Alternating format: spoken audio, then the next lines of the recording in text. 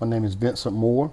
Uh, Mr. Vince, born and raised. Where you born and raised at? I'm born and raised in a small city in South Georgia called Shelman, Georgia. Shelman, Georgia. I'm 55 years old. Born in December 25th, 1968. 1968. So, once again, where you say you was born at? In Shelman, Georgia. Do you remember what elementary school you went to? Yes, it was called Randolph County Elementary School. Now, when you was in Georgia, is that where you spent your whole entire childhood all the way to 18 years old? Yes. Did you go to the same elementary school? With elementary school, my elementary school and middle school was the same school. So from kindergarten to seventh grade was elementary and middle school, considered elementary and middle school. When I grew up, eighth grade was considered high school, eighth through 12th. So, like going through elementary school, when you was in the elementary school, you remember any of your kindergarten teachers, first grade, second grade? I vaguely remember my teachers. I remember some events, but I don't remember necessarily the teachers and teachers. I remember one teacher named, and I think she was a substitute teacher, but she was just really, really mean. Her name was Miss Presley. About what grade was that? About, I think my third through fifth grade. So you don't remember anything about kindergarten, huh? Vaguely, no. Kindergarten, so we're at the third grade now. So probably third and fourth grade where is probably what you remember the most. Yes. So what good things you remember about going to school? I used to look forward to going to school. I actually used to have fun going to school because at that age you used to, you be around all your friends and everything. You have fun, and school wasn't that hard for me at that time because it was really basic stuff. Because times didn't change now, where the school level the average third grader getting taught now. We wasn't getting taught that back then. So at third grade, you was doing basic stuff like 1 plus 1, 2 plus 2, ABC. So it was really easy.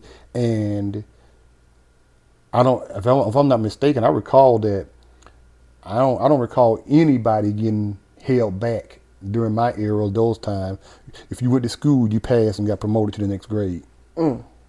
So you remember like PE, lunch, anything like that from elementary Yes, school? I remember PE. I remember I used to look forward to PE because I always was kind of like into sports and stuff. I love basketball. I remember I used to look forward when we used to go to the gym for PE every day. I used to look forward to that. I remember we used to have to change into a PE uniform, and I also remember we used to go to lunch, and I used to have fun at lunch too. Those were my two favorite things, were lunch and PE. And recess. We'd have like a 30-minute recess. I used to look forward to that every day. What about teachers? Like, would you say majority of your teachers were black, white? Majority of my teachers was white at the time, or during that era. I had very few black teachers at the time. Yeah, majority of my teachers was white. So elementary, majority white teachers. Yes. Did you feel like you was welcome when you went there? Like all the teachers was good, all the teachers? To be honest, me being so young, I just didn't notice, did you really pay attention to it, whether I was being welcome or not, because it became the norm or how the teachers taught. I just knew what teachers you could get away with talking with and which ones you couldn't, because you had no, you consider some teachers that was mean and some teachers that you was nice and you can get away with it. So I really didn't know the difference of being wanted or not wanted. I just felt like that's how the teacher demeanor was, Okay, so that's pretty much like elementary school, like while you was going to school. But let's talk about like when you got out of school. When you got out of school around your elementary times, what did you do when you got home? What was life like as a child? Do you remember like playing with your friends outside, more or less in the house? What comes to you first? The small little town I come from is very, very small. Say the town one more time. Shelman, Georgia, spelled Shelman. Shelman. Shelman, Georgia is very small. I mean, very small, to the point where we don't have any traffic signal lights. We have 2 small gas stations, 1 grocery store, and one bank and a small post office and a small pharmacy. And so everybody knew everybody. So I could actually walk small town I came from, walking it. I could walk my whole town, the whole town in like 45 minutes and walked over the whole town. Did y'all ride the bus to school or walk? Yes, the bus stop actually was my house was a bus stop. Right in front of my house was a bus stop because I live right at a corner at a stop sign. That was a bus stop. So a few kids came down. When I used to get out of school at home, my mom used to work. My mom worked at a sewing factory where she just sew clothes and everything. She would never be home. Around that time, I was what 7 or 8 years old or something like that. My biological dad lives up the street. My whole entire life, when I was like 7 or 8 years old, I recall my mother and my dad separating, and we moved down the street to my grandmother's house, which was my mother, dad's mom, and it was like 4 or 5 houses from my dad's house. And then we moved. Then like a couple of years later, we stayed there for a couple of years, and then we moved like 2 houses over. We got a plot, and my mom had a Jim Walter house built, and that's where we lived. And so I would come home after school every day, and I recall coming home. I think I being hungry. We had chores, had to take the trash out, make sure everything was done. I had older sisters, they had to take care of the kitchen and stuff like that. And at that time, I don't recall ever coming home, sitting at the table doing homework. I don't recall doing that. I think we just recall, we used to come home and I take out the trash and we'd go outside and play because all we wanted to do was go outside at that time, that age. Everyone just wanted to go outside and play, and we had to be home. I recall my mom used to come home every day. She used to have grocery in the car, and we had to be home to take the grocery out the car to go in the house, which was taking the house for the cooking stuff. So when y'all went outside to play, what did y'all do? And was it just siblings, cousins? Yeah, me and my younger brother, we were 2 years apart. I had 3 brothers at the time. One is deceased, my older brother deceased. We were all 2 years apart. So when I was 7 or 8, my younger brother was 5 or 6, my other brother was 8 or 9. So we all would go out to play. And we all had, like I say, my town's so small, so everybody lives very close together. So everything was walking distance. So we'd get together. We would just either walk around, just go where the place is at, ride bicycles, play hide and seek. And one of my friends had a basketball goal in his backyard, which was a dirt lot, but we always meet there a lot and play basketball a lot. So, like, friends, anything like that? Yes, friends. I had this one friend, his name is Alton Powell, childhood friend, and we used to call him Po Boy. Y'all still talk to that? No? To this day, we still talk. He still lives in Shelman, Georgia to this day. Yes. He actually, we actually joined the military together, but he only did 4 years and got out and went back to the hometown. That's where he's been ever since. What branch did he join? He joined the Marines. He joined the Marines? Yes. All right. So during that elementary time, you said that, you remember your mom and dad separating. Did you hear a lot of them arguing prior to the separation, or you just knew that they separated? Oh no. What I knew, I was 7th grade. I remember my dad was a sheriff of the smaller town we lived at, and to put it more on a gentle side, my dad was coming from my mother, he was very promiscuous, and so my mother ended up leaving him because my dad was pretty popular for known to not give out arrests or give out a lot of tickets, but ask for favors in return when it came to the women.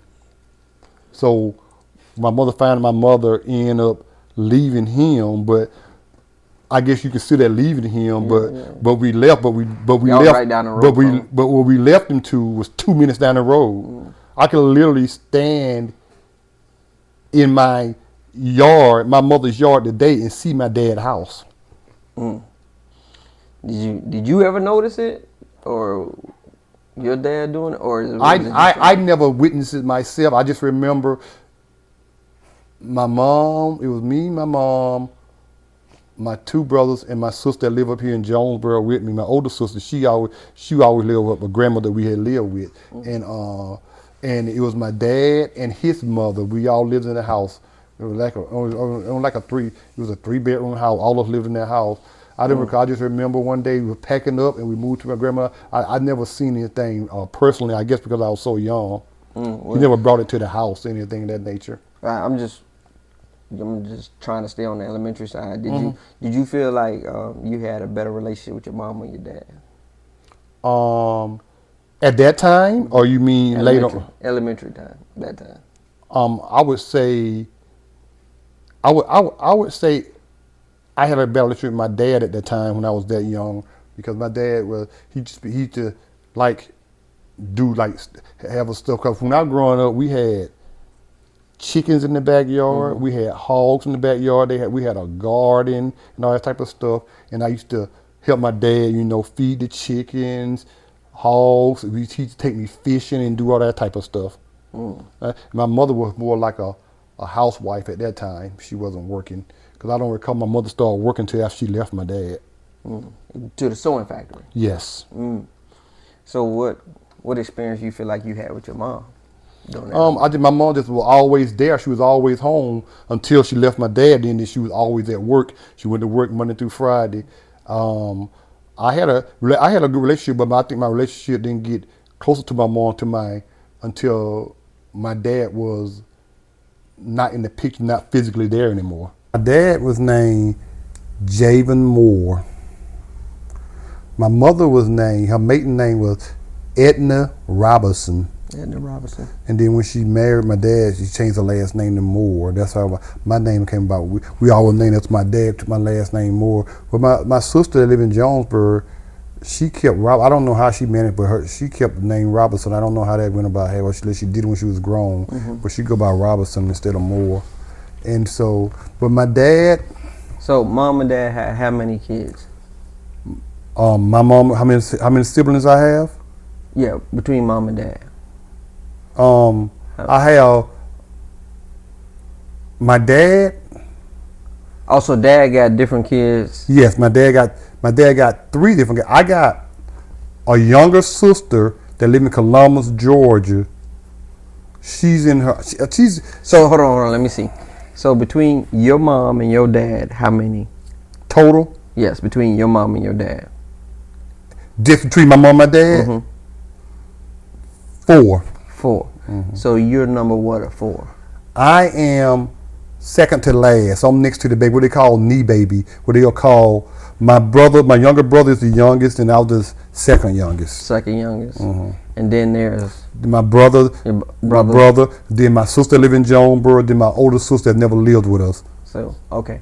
So between your mom and dad, there's 4 of you. Yes. Right? Yes. You got a sister that's the oldest. Yes. Your brother.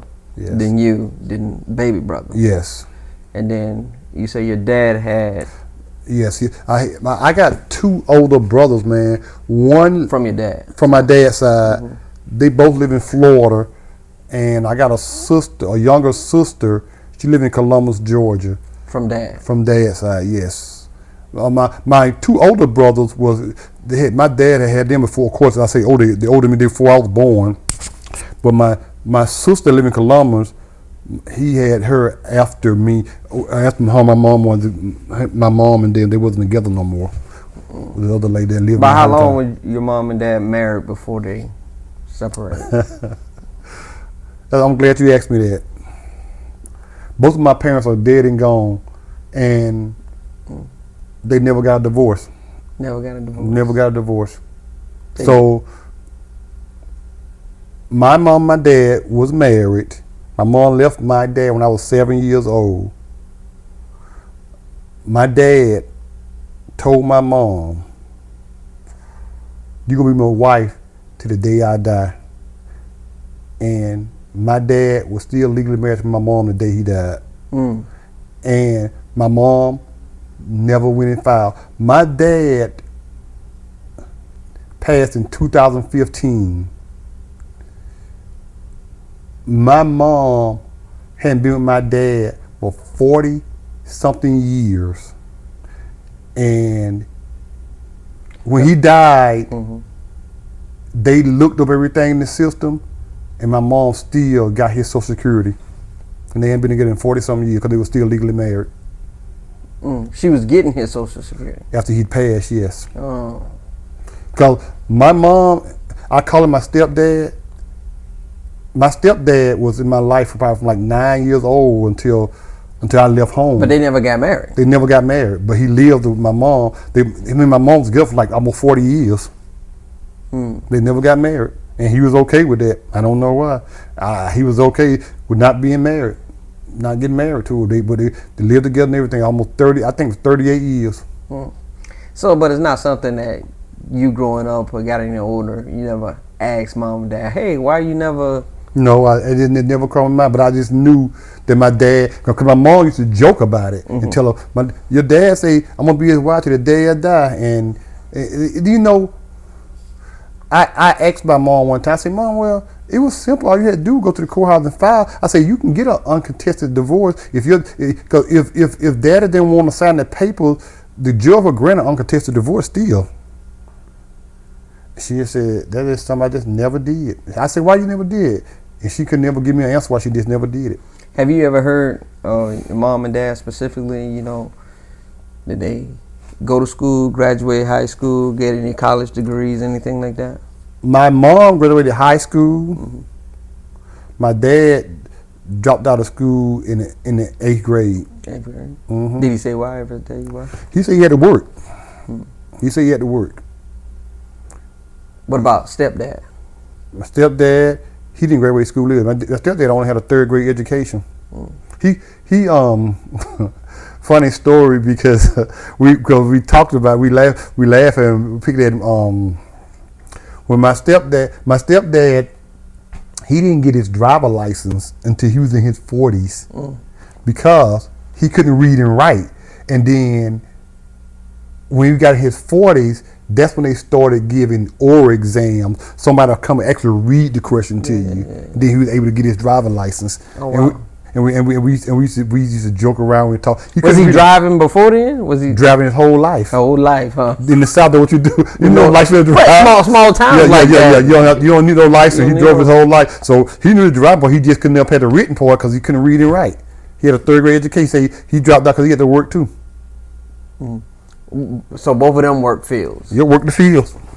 Did they ever talk about their stories in the fields or like what they did while they was in the fields? Well, my stepdad, he used to take care of cows and horses. And my hometown, whenever we go make the trip down there, you'll see my house is here, and from right where your car parked outside is a big old fence for us you can see from left to right. It used to be full of cows. What was it? His cows or somebody else's cows? No, the white man cows. Oh, white man, they own. Black folks didn't own nothing in my town. They didn't own anything. So they just pretty much took care of. Yeah, they took care of the cow. They fed them every day. They put them in the field, put them in particular fields, and did that, and fed the horses and did all that kind of stuff. And that's what he did for a living. And then, as I got older, I was a teenager. He worked for a peanut company where they went to people that pulled the peanuts out the field. It's your stepdad. My stepdad. He would shuck. They get the peanut get pulled out the field. They bring them there to shuck them off the root and everything, and bag them and tag and all that kind of stuff. He did that till he retired, and I never forget. He worked there probably from age.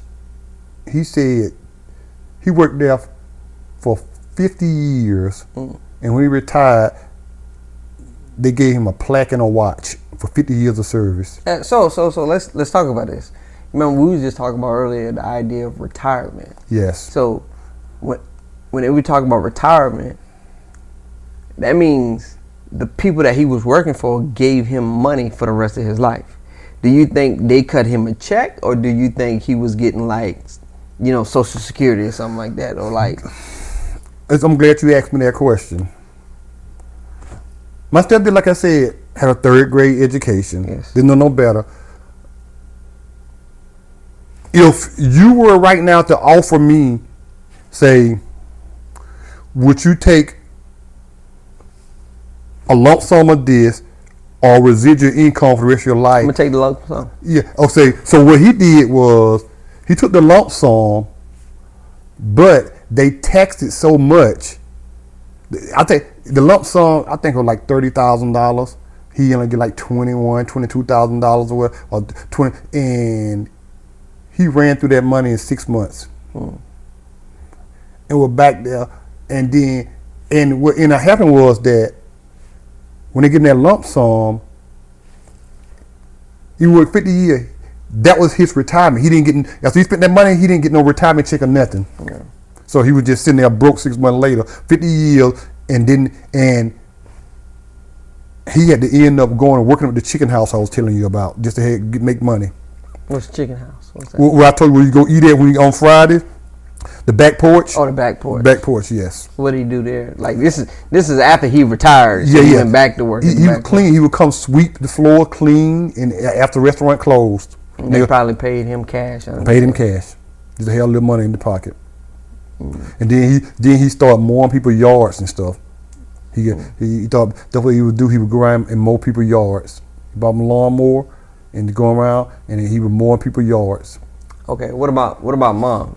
Like, when mom and dad was together, what did mom do? Mom was a stay-at-home mom at the time. Oh, Because if I do the math right, my mom left my dad when she was in her 20s. so what was the age difference between your mom and dad? My dad was older than my mom. My dad probably 10 years older than my mom. Yeah, my dad probably 10 years older than my mom, yes. Okay, so she was a housewife. Yes. Cook, clean, typical, wash clothes and all that. And like I said, my dad was a sheriff when I was young. Before I was a teenager, he was the local sheriff. I don't know how he managed to get that job, because I guess back then, you didn't really know no education and like that to get a job, a police officer, whatever it could be. He was a local sheriff, but him being a local sheriff, we only had two cars. It was him and another deputy, and that was it. He started out as a deputy, became the sheriff of the town. Our town's so small, he did that. And then he messed around with women and all that kind of stuff. My mom ended up leaving him and stuff. Then after that, if he stopped being a sheriff, he didn't retire. I don't know what happened. I just recall him going to work for that plywood company from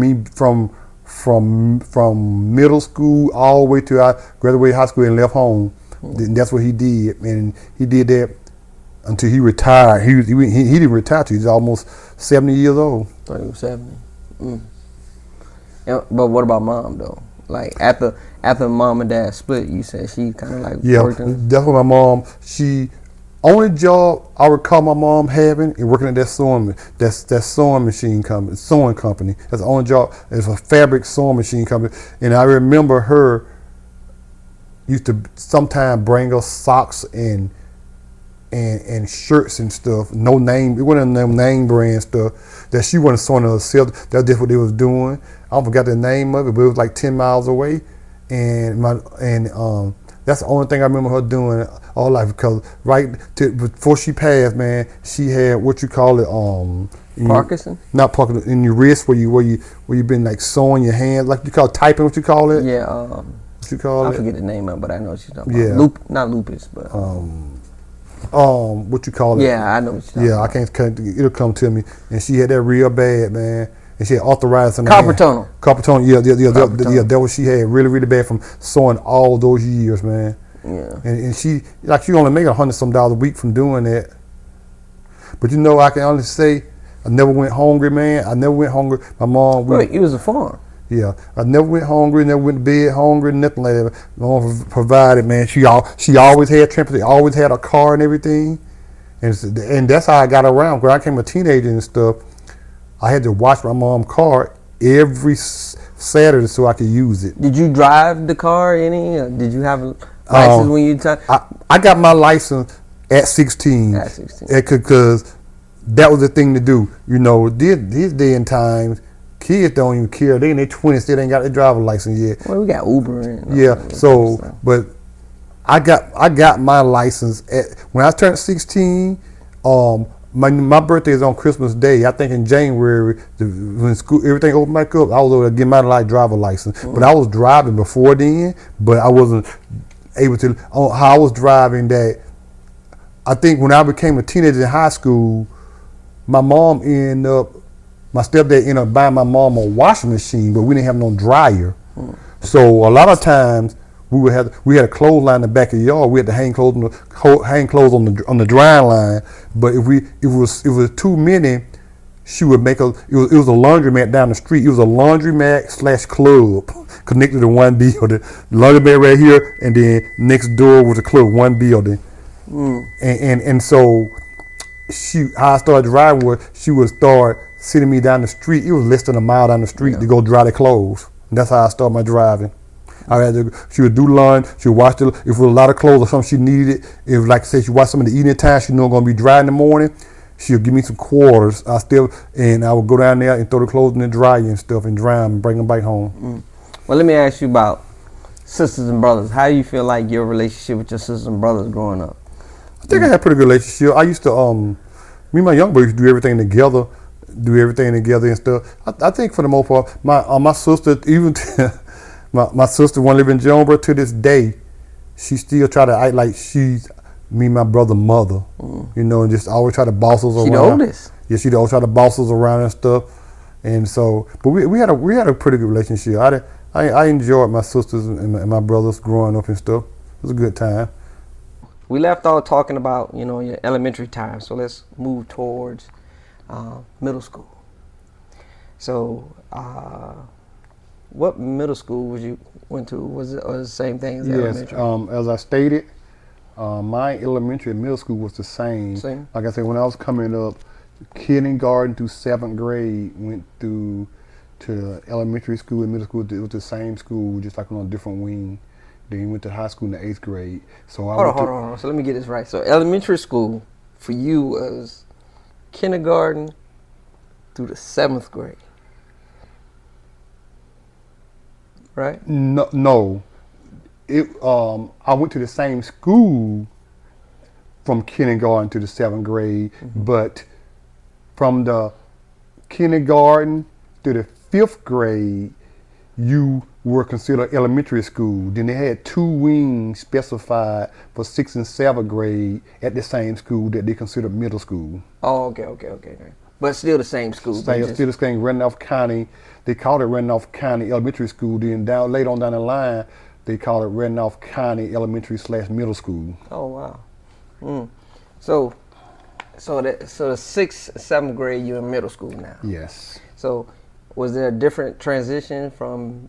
Do you feel like it was a different transition from being elementary to that middle school, or was there a difference? I think it was. I think it was because when we got to middle school, when I got to the 6th and 7th grade wing over there, we started doing more things. That's when we started having intramural sports and playing basketball, and you kind of felt like it was a different because you felt like you was an upperclassman because you were considered middle school, and it was a little different. But some of the same teachers taught us that they just rotated around. So middle school, 6th grade, you started playing sports?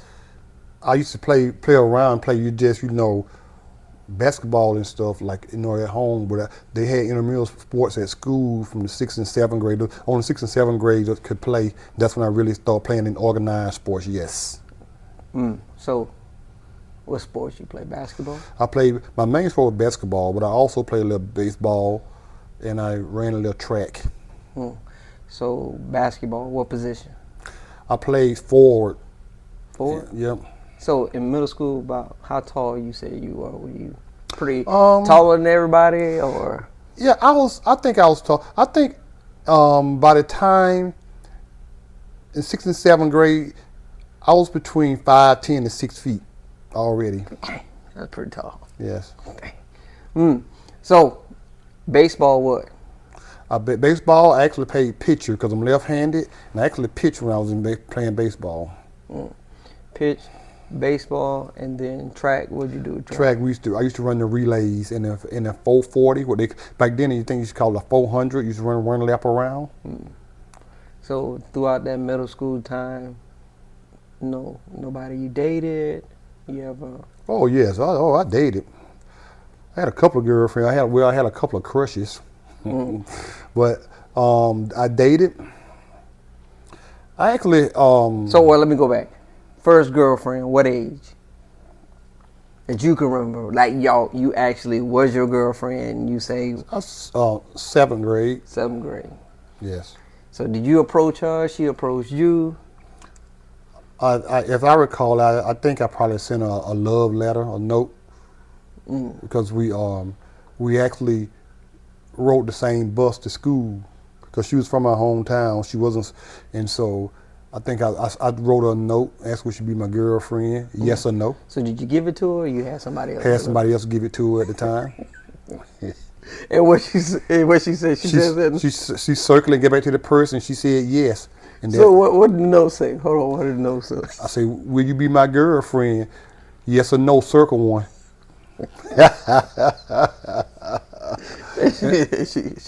She circled yes and handed it back to the person, gave it to her, and that person gave it back to me. And that made her my girlfriend.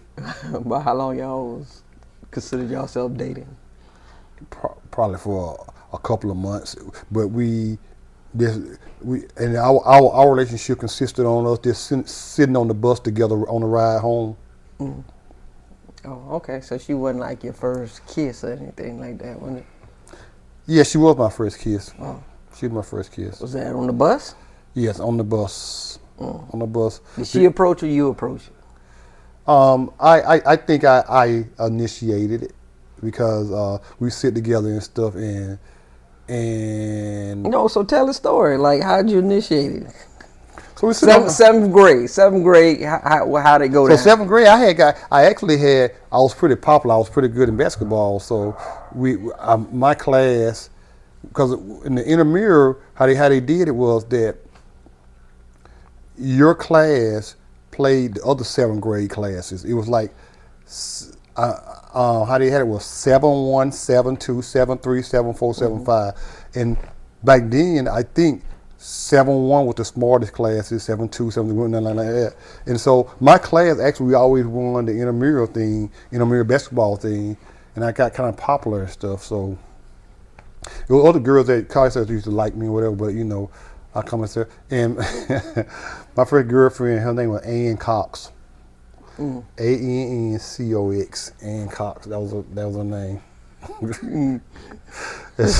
So I'm gonna ask this question. Ann Cox, white or black? Oh, she was black. She was black? She was black. Yeah, I'm jumping the gun. Yeah, she was black. From my little small town where I come from, it wasn't an option to date out your race. Why not? Because I was born in the '60s, and when I was going to elementary school and stuff, it was in the '70s, and you couldn't date out your race down there. People where I come from, people in South Georgia were still racist to this day. There's still some racists down there. So when you say couldn't date out, were you just afraid to date outside your race, or like what made you believe that you couldn't date outside your race?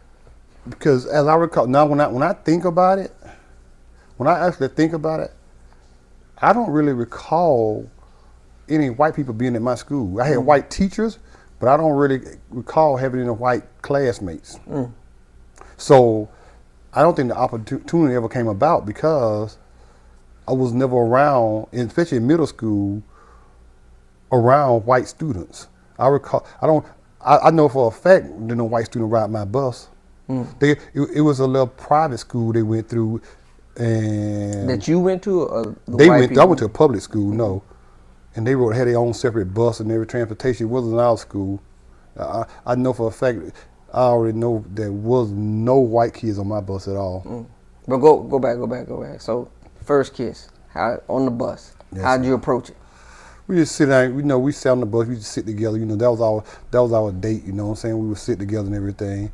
Then how I initiated was that one day we was just sitting on the bus. I think we was just we didn't have cell phones to back then. I think we were looking at a magazine or something like that.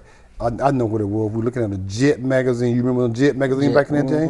Jet Beauty. Jet magazine, and Beauty of the week. one of the magazine, it was a picture of a girl and a boy kissing. I say one day I think I recall. I said I want to do that. Then she just started laughing, grinning. And then she was going to get off the bus. Her bus stopped like 2 bus stops for mine. And then I was always sat on the outside. She sat on the inside. And then she'd have crossed past me to get out. Then before she got ready to get up, I leaned in and I kissed her like a little peck. When she asked, on the cheek? No, it was on the lip. But she didn't kiss me back. I just kissed her. What she do? She got a smile, smirked, and got off the bus and said bye. And then she told her little friends the next day. Because they was all this sniggling and giggling at me. Oh, and you go back and tell any of the fellas you know I did. What they say? Oh, they just laughed. Well, first of all, a lot of my friends thought I was lying. Boy, you lying. You didn't kiss nobody, boy. Quit lying. Boy, you lying. Okay. So I got a little idea about what school was like during that time. Let's talk a little bit about middle schools. Think about middle school. So that 6th and 7th grade year, you know, what was life like when you got off the bus, when you got home? So you're a little older. Yeah, I'm a little older. You say you're about 6'10", not 6'10", about 5'10" by the time. So you we would like by that time, like I said, I was playing. So we would always make plans to meet up at the best ball court. I told you I had a friend down the street that had a best ball goal in his backyard. It was a dirt court, but that's what I grew up. But it had this. We all say, hey, we're gonna eat at the best ball court like 5 o'clock or whatever. So I would go home. I know one of our chores was always to make sure we had. I don't like I said earlier. I never recall coming home, sitting at the kitchen table having homework. I'm quite sure they gave homework back then, but I don't never recall me doing any. I don't recall doing no homework. So I would make sure the trash was taken out or whatever the case may be. If it was my turn or whatever the case may be, then I had to ask my older sister, could I go down the street to the basketball court? And that's where I would be. She would say, make sure you're back for a moment, come and get the grocery out the car. And I would do that, and then sometimes I'll go get the grocery out the car, because I could see my mom when she pulled in the yard from where I was at. I come get the grocery out the car, and I go back down there until you know how the rule goes. Don't let the street light catch you outside, and I'd be home before it was dark. And then back then, we had a bedtime. I think our bedtime was like 9 o'clock. I didn't bathe every day. I went to bed sweating, musty plenty of nights. Bathing when I bathing. Is that by your choice or just? Yeah, I think it was by my choice because my mom. I used to play basketball, be sweating and everything, and just sneak in the bed with white fruit balloons on. Your mom may never get pissed off at you? Or yeah, my mom got me up. See, at that age, we lived in a 3-bedroom house. It was my mom, my stepmom, my sister, myself, my younger brother, my older brother. Me, my older brother, myself, my older brother, and my younger brother, we all slept in one room. It was one full-size bed that me and my brother shared, and there was a twin-size bed on the other side of the room, small room, my older brother slept in. My younger brother and I, we slept in the same bed until I was 16 years old. And y'all just move houses or no, just move my older brother ended up graduating high school and leaving. Then I put my younger brother in the little twin bed, and I had the full bed to myself.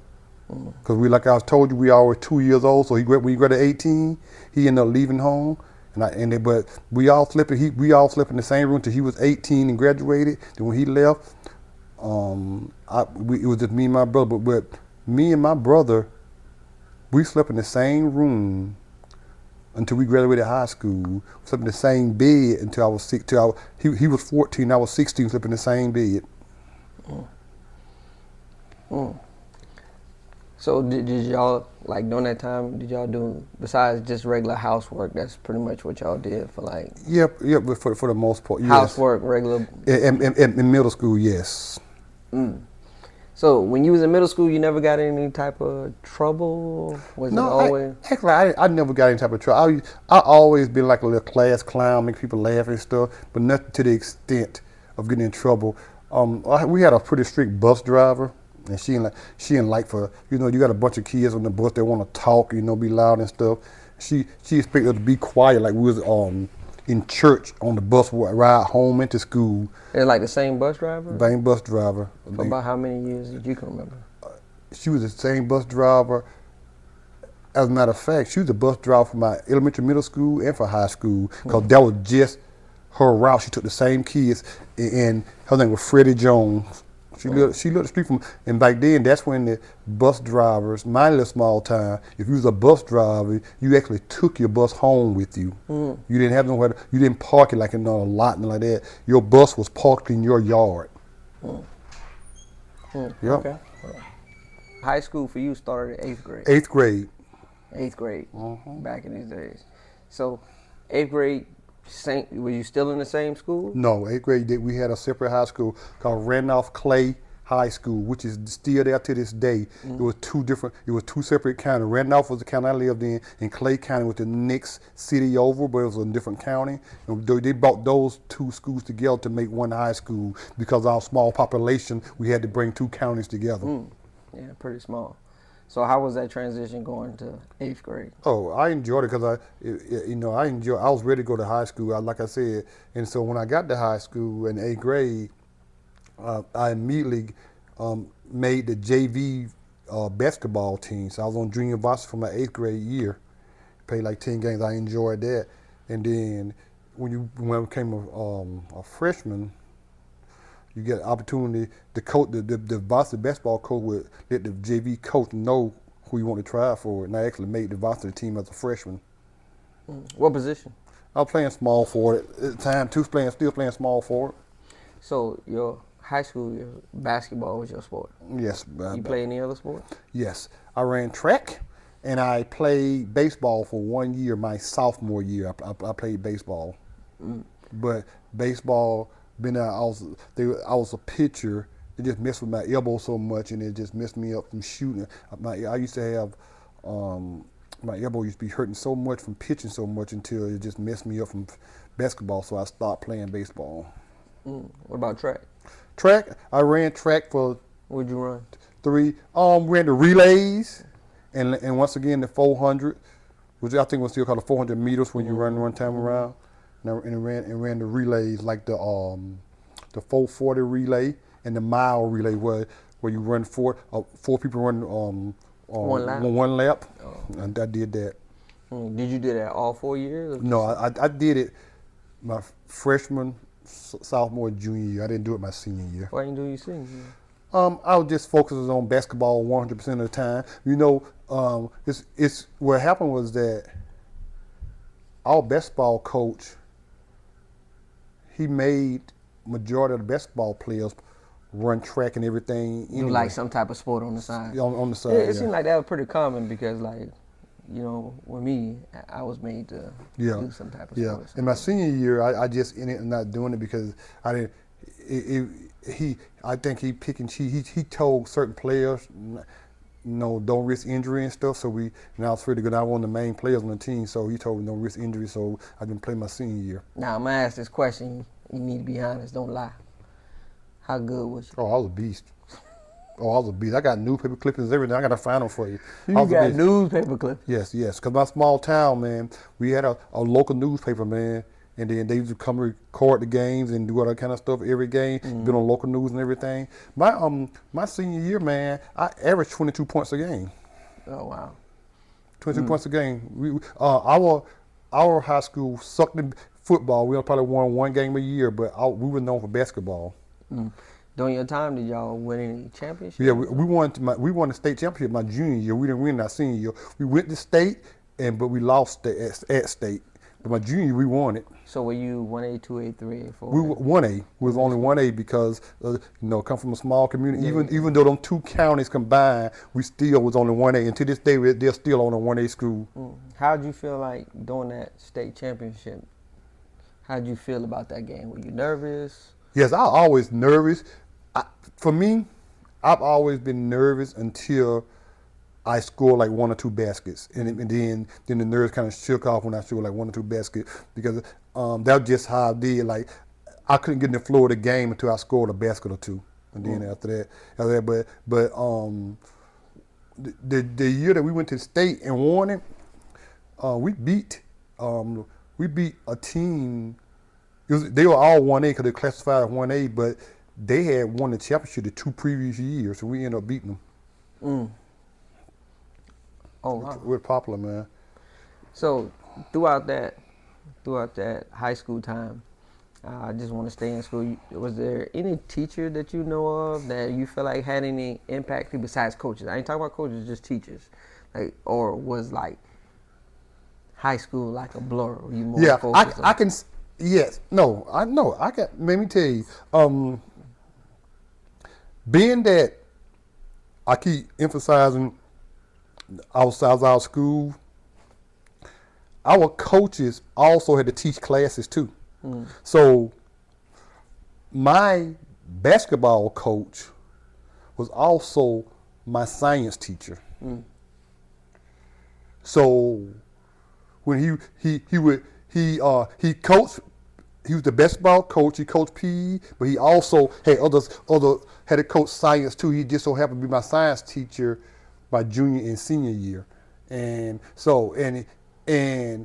he was a big influence on me outside of basketball because he took a lot of interest in me, like stuff like he would. I'll never forget. I come from a very poor environment. My mom, like I say, worked at a sewing factory, and this was back in the 80s, but I remember my mom checks used to be like $120 a week, which I get, and I remember for 5 kids, my dad used to give my mom a $35 check for child support for 5 kids. So I recall this basketball coach named Coach Ralph Burks. To this day, we still text each other to this day. My mom didn't. He bought my senior ring. He paid for my senior trip and all that. And my junior and senior year, he bought my basketball shoes because back then we didn't. All they provided was the uniform, but you had to buy your own shoes. And the one junior year I came there, I take it back. Me and my brother back then, we were about the same size. I think when I was in high school, I was lucky if I was weighing 150. I was real tall and real skinny, like kind of like my son, BJ. And so we were the same. We shared everything. We used to fight over, like if we both want to wear the same pair of shoes, we used to fight over it. First person got to it wore it. So I think the coach recognized that we were sharing shoes, and he went and bought me some basketball shoes. And I was at practice wearing low top. Do you remember shoes they used to call Pro Kids or whatever the case may be? They look like Chuck Taylor. They were low top though. They used to call them Pro Kids. That's what I was wearing. He bought me some. Back then they weren't all leather, but they was like cloth Nikes high top. I love them shoes, man. And so he took big interest in me. He used to tell me, and he always tell me, that basketball. He made sure that he said, make sure you get your schoolwork or whatever the case may be. And he always checked my grades and everything. That coach, I think, because he would make all the basketball players bring their progress report and their report card to them when we receive them, because he's a teacher. He knows when we got them. And when we came that day, we came to practice. Before we started practice, we had to go. He had an inbox. We had to go put our progress reports and our report cards in. How'd you feel like Your high school days, your academic level. Would you say you was A and B, C and D, I'll say a B and C. B and C? B and C. I had to. What made me get good grades because I think they implemented that you back then. Even back then that if you didn't have good grades, you couldn't participate in sports and play sports. And our coach, even if you could, if you weren't doing good grades, he wasn't going to allow you to dress out or play. And so that encouraged me because I wanted to, and he stayed on top of me too. And so I was B's and C's, but I could have been better, but I kind of let my popularity went to my head a little bit. So it is what it is, and I didn't, even in high school. I never took books home unless they assigned your wall. Like I never took books home or nothing. So let me ask you this: during your school days, what would you say was your best memory in school? In school? Yeah, not sports, just in school. In school? Maybe prom, maybe something. What do you think?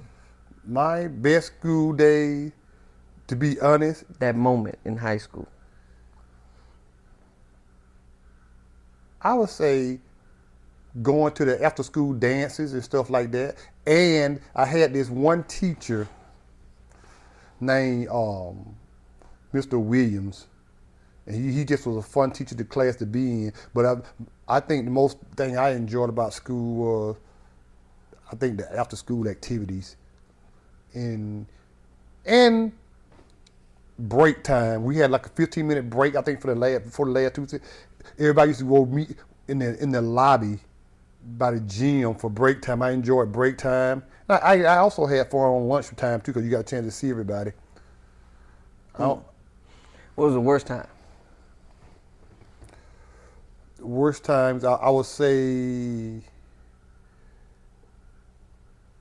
something, to be honest, I actually enjoyed high school. I don't really recall having. I look forward. I was actually a student where, in high school, I remember like yesterday. From the 8th to the 12th grade, I only missed 3 days of school. 3 days. I had 3 days of school. I missed. I think all those 3 days of school was, I think, was probably one each year or something like that for one a year. I was sick, but I actually enjoyed going to school, and I didn't really have no bad days. I guess I consider having a bad day if I had a really important or major test, but that wasn't a bad day. But I actually enjoyed high school. High school was really, really fun to me. I really enjoyed high school. It was really, really fun to me. Anything outside of high school? What do you mean? Good moment that you had outside of high school during your high school time? Yeah, talking about like once you got home, a good moment that you can remember. I remember when I was in high school, I was a teenager. During the summertime, I used to go pull weeds. So. Pull weeds out of a garden? No, out of a peanut field. Oh. So. It was this man. Hold on. This is a good moment? No, or a bad moment? It was good to me at the time. Oh, okay. Now that I think about it. No, it's good with you at the time. But at the time, I'm a little 15, 16-year-old teenager. Okay. Pulling weeds out of my mom couldn't afford to give us an allowance or nothing like that. So during the summer months, this black guy, we always knew my dad, he had a pickup truck. He would come around the neighborhood and ask us, hey, who want to go pull weeds? So in the morning from 7 o'clock to 12 o'clock, we work 5 hours a day. He would go to the truckload of us, teenagers and everything, mostly boys and girls. He would take us out to because where I come from, we got cotton fields and peanut fields everywhere you look. Mm-hmm.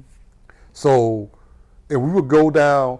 It's 7 o'clock in the morning and had to go down. And everybody line up on the line, each row.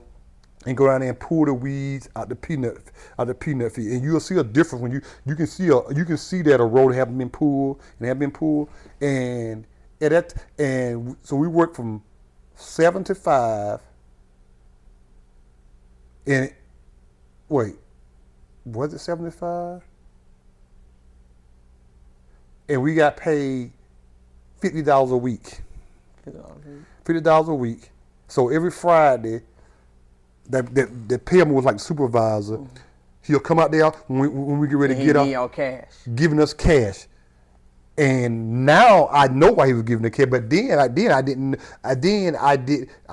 think about it. But I know now why he was paying us cash, because the white man that owned the peanut field, it was a tax. He didn't have to write us off on taxes and give us taxes and nothing like that. So I know why not. He was giving a white envelope with our name on it and handing us cash, $50 bill, 2 20s and a 10. And on Friday, man, you couldn't tell me nothing. I had $50 in my pocket. Man, you couldn't tell me nothing. Man, you couldn't tell me nothing on Friday. I used to enjoy those moments, and then we also one summer went to the cotton field. And we picked cotton.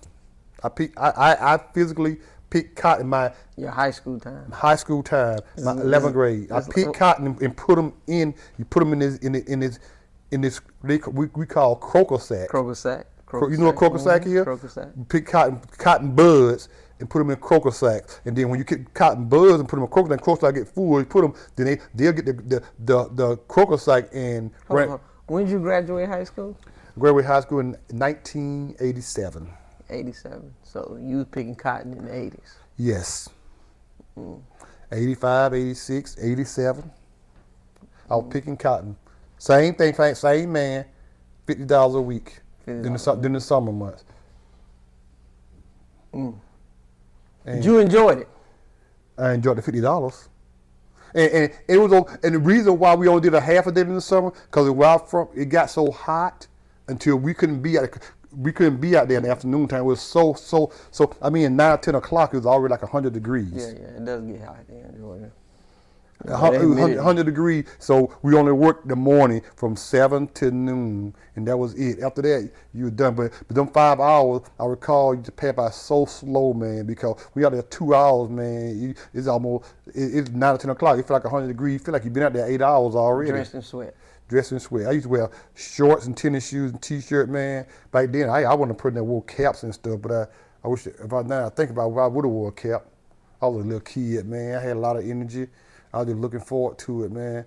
We used to have fun. I actually had fun, man. I remember the story that when we were picking the cotton down the south, how they water their fields. They got what they call man-made irrigation ponds. I don't know if you ever heard that before, where they'll dig a deep hole and put a big plastic thick covering on it, like you do, and they'll fill it with water.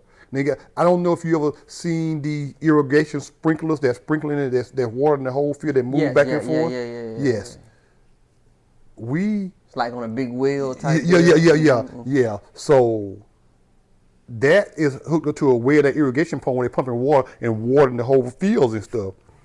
And so one time we was near the irrigation pond pulling cotton, and Pepper would drop us off, but he wouldn't always stay out there with us. He was a supervisor. Sometimes he would stay, sometimes he would go. He would go run errands and all that type of stuff. He would go fill our cooler with ice and water and bring it back to it. Cause all we had was water. I didn't take no lunch because we was on there for a couple of hours.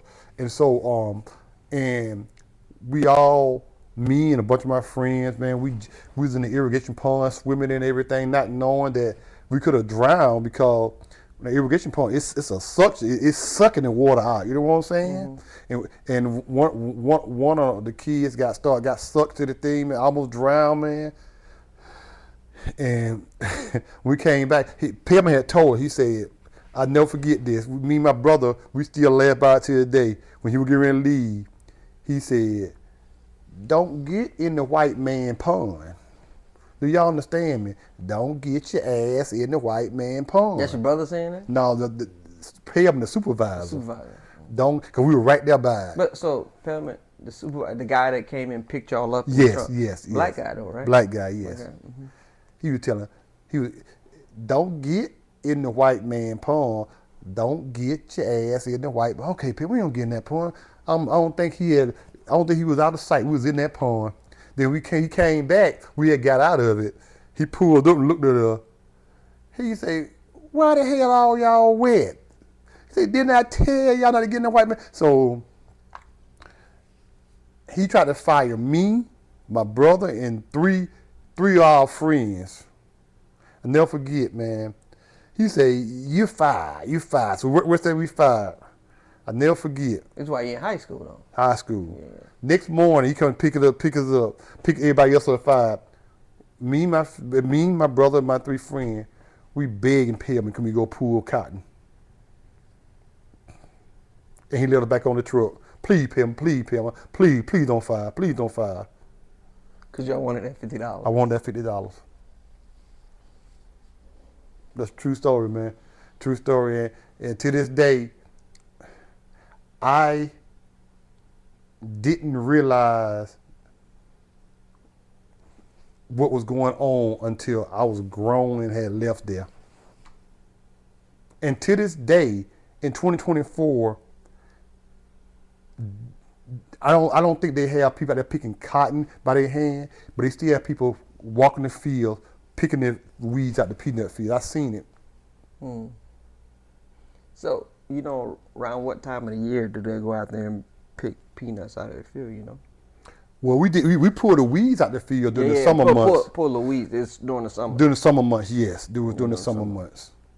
So a lot of times when you see boiled peanuts and all that kind of stuff, they come from down in my area in South Georgia.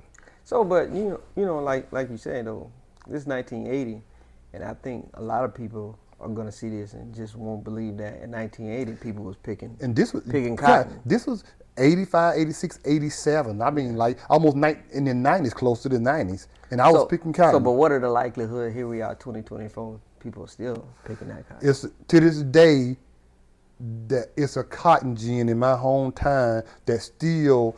Like they got machines that go pick the cotton now, but it's still coming and recycle it and get all the cotton buds and stuff.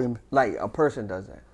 Yes, it got people. That's one of the main jobs in my town is the cotton gin. They call it the cotton gin, and I think they bring the barrels of cotton there in the crocosite looking thing. But they recycle them, man, and they bring 18-wheeler full of cotton, man, and run through the machine, and it's kind of like how you do silk or whatever, and get all the cotton thing out, and then they recycle and put it into a bundle, man, and they wrap it, man.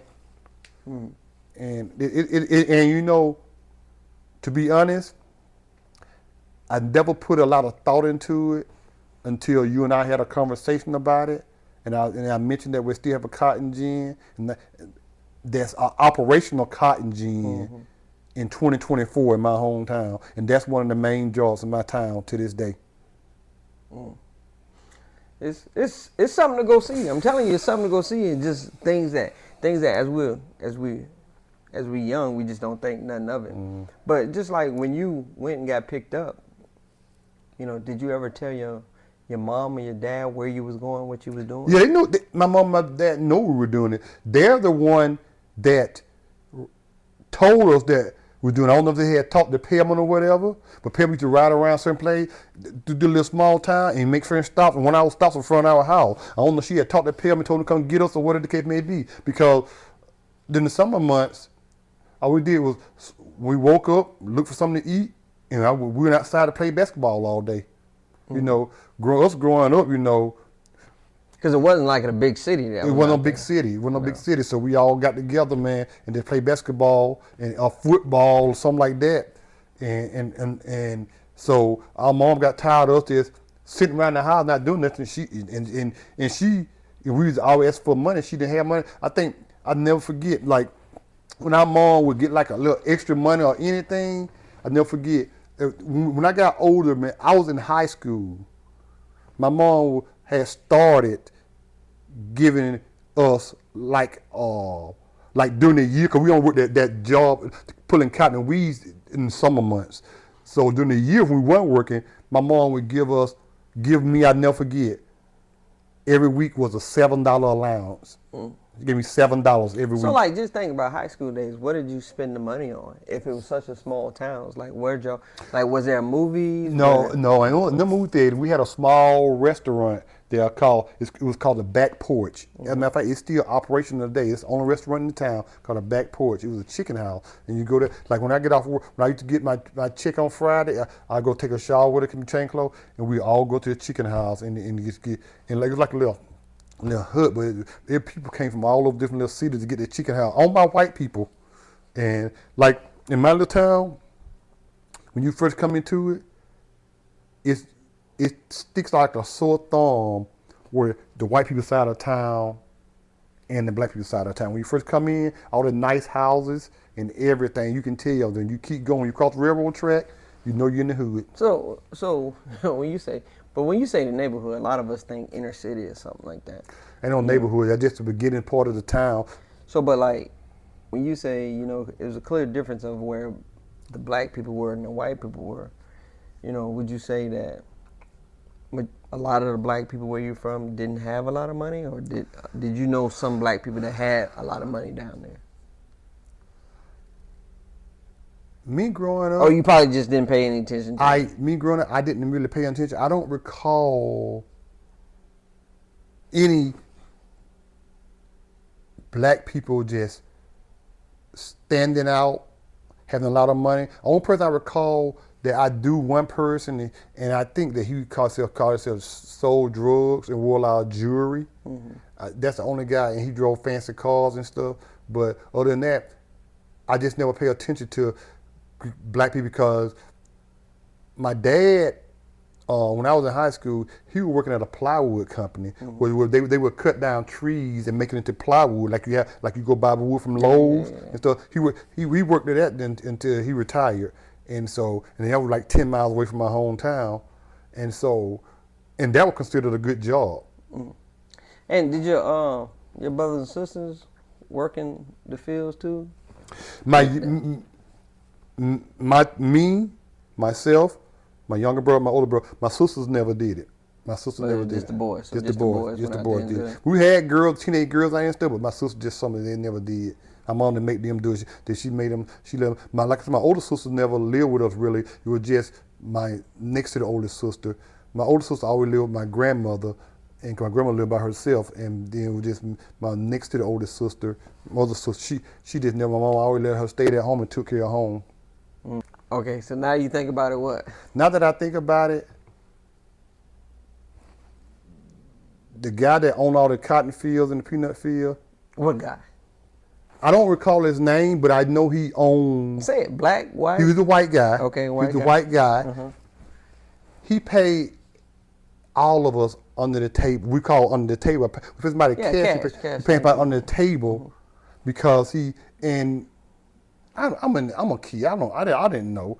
I'm just happy to get the little envelope, everything Friday with my name on it. But now, I mean, this was like he paid everybody working in the fields cash. That prevented him having to do taxes and everything on her. You know what I'm saying? Yeah, I wonder how all that necessarily works and stuff like that. Because some of that stuff kind of relevant to the day. We talk about, having immigrants come work the farm. But now immigrants.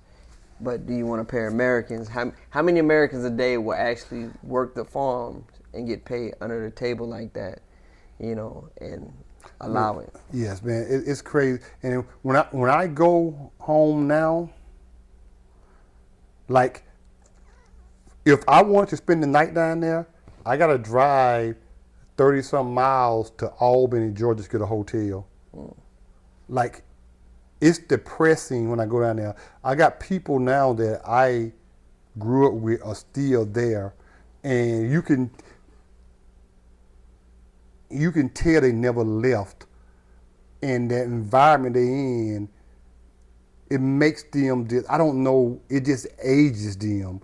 Got people that my age outside in the sun, labor work, like they just look like they on their last leg, man. When I go home now, I find it hard to even want to stay there.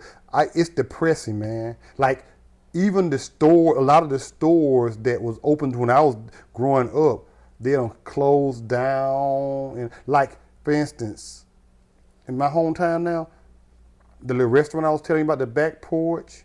We ride to my little downtown part. It's the back porch restaurant and a hardware store. That's the only thing open. Mm. But the buildings are still there. Mm. So we up to graduation. So you go to graduate high school. Yes. What's next move? Senior year of high school. So you graduate. I graduated high school. Get that diploma. I went. My hometown. Our big city is called Albany, Georgia. Albany, Georgia. 30. As a matter of fact, there's a Marine base down there. Albany Logistic Base, Marine Logistic Base in Albany, Georgia. There's a college down there called Albany State University. Have you ever heard of Albany State University? When I graduated high school, I got a basketball scholarship to Albany State University. Full ride, full ride. Okay. Because I didn't join the Marine Corps until I was almost 22 years old. Okay.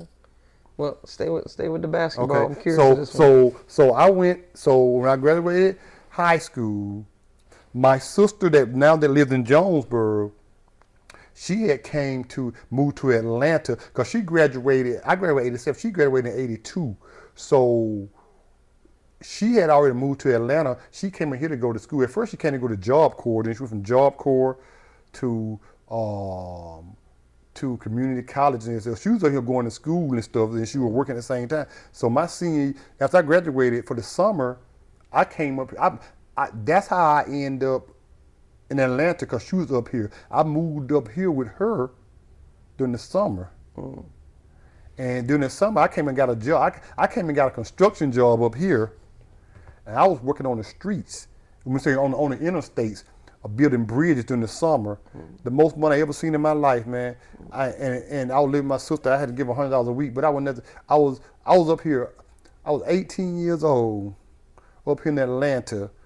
The reason why I ended up getting the job was somebody from my hometown was an older guy from my hometown, moved to Atlanta. Mm-hmm. He was a foreman on the construction site, and they put a word in for me, and he hired me and stuff. And I was bringing home as an 18-year-old like $800 a week. Mm. Back in the 80s. Back in the 80s, 87. I almost didn't go to school. Well, you crazy? So that was after you graduated. Yeah, we're high school and I came here for the summer, yeah. You went up there for the summer. Uh-huh. You bring home $800 a week. My sister pretty much, she kicked me out. She told me, you leave, you getting the hell up out of here. So you going to college. I say, ain't this what you would go to school for? I say, well, me not knowing, young, dumb, naive. I said, why do I need to go to school for? I say, ain't no guarantee I'm gonna get a job after I graduate college to go making this much money. Yeah. $800 a week was good money, huh? Boy, man, you can. I gave her $100 a week, man, and I ain't have no bill. I ain't even have a cell phone back then. No. I ain't have a cell phone. I ain't have no bills. I ain't have no car, nothing. I'm walking around with $700. Me, I ain't had no bank account or nothing. I'm walking around with $700 in my pocket every Friday. Cash every Friday. I had so much money, man, to when I got paid again, I hadn't spent all the money I had. Mm. Man, you can tell me nothing. So someone came around. My sister, she kicked me out. She told me, you getting the hell up out of here. So I went down to Albany State. Why she kick you out? No, she kicked me. She told me I got to go. She told me that. She wanted you to go to college. Because she said that you can't stay here. So you go back to Shelman, but you can't stay here if you don't go to school. Oh, okay. She wanted you to go to school. Yeah, I want to go back to Shelman. I was not going back to Shelman. So did she take you back down to Albany State University? No, I think my mom came and got me because she always would come up here a lot anyway, checking on my sister and stuff. My mom and she'd come up here back and forth, like on the weekend and stuff, and checking on my sister and stuff. I think she came and got me, and taking me and dropping me off and stuff like that. I went to school, got a basketball scholarship and stuff, man. And so I stayed down there. I stayed down there from Albany State University. You was there from the summer, August 87, 87, 88, 89, 90, until 90. Going to school. Going to school. So did you get your degree? Yes, yes, I did. And when I got a degree in business, and then this crazy thing about it is that the crazy thing about it, when I graduated, how my thing ended up. I ended up graduating in December. I joined the Marine Corps in March. So hold on. So you graduated college Yes. and then joined the Marine Corps. Because I always wanted to join the military. So hold on. You didn't become an officer. No, I didn't. I didn't know. Nobody.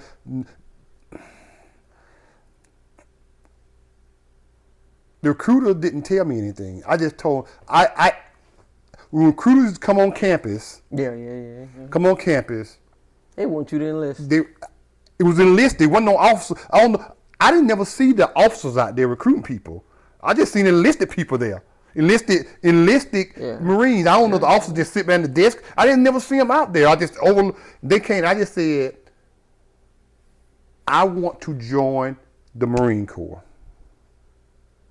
And what made you pick the Marine Corps? Why join the Marine Corps? Because my younger brother, he was 2 years behind me, but being that I was in school, around high school, he joined the Army.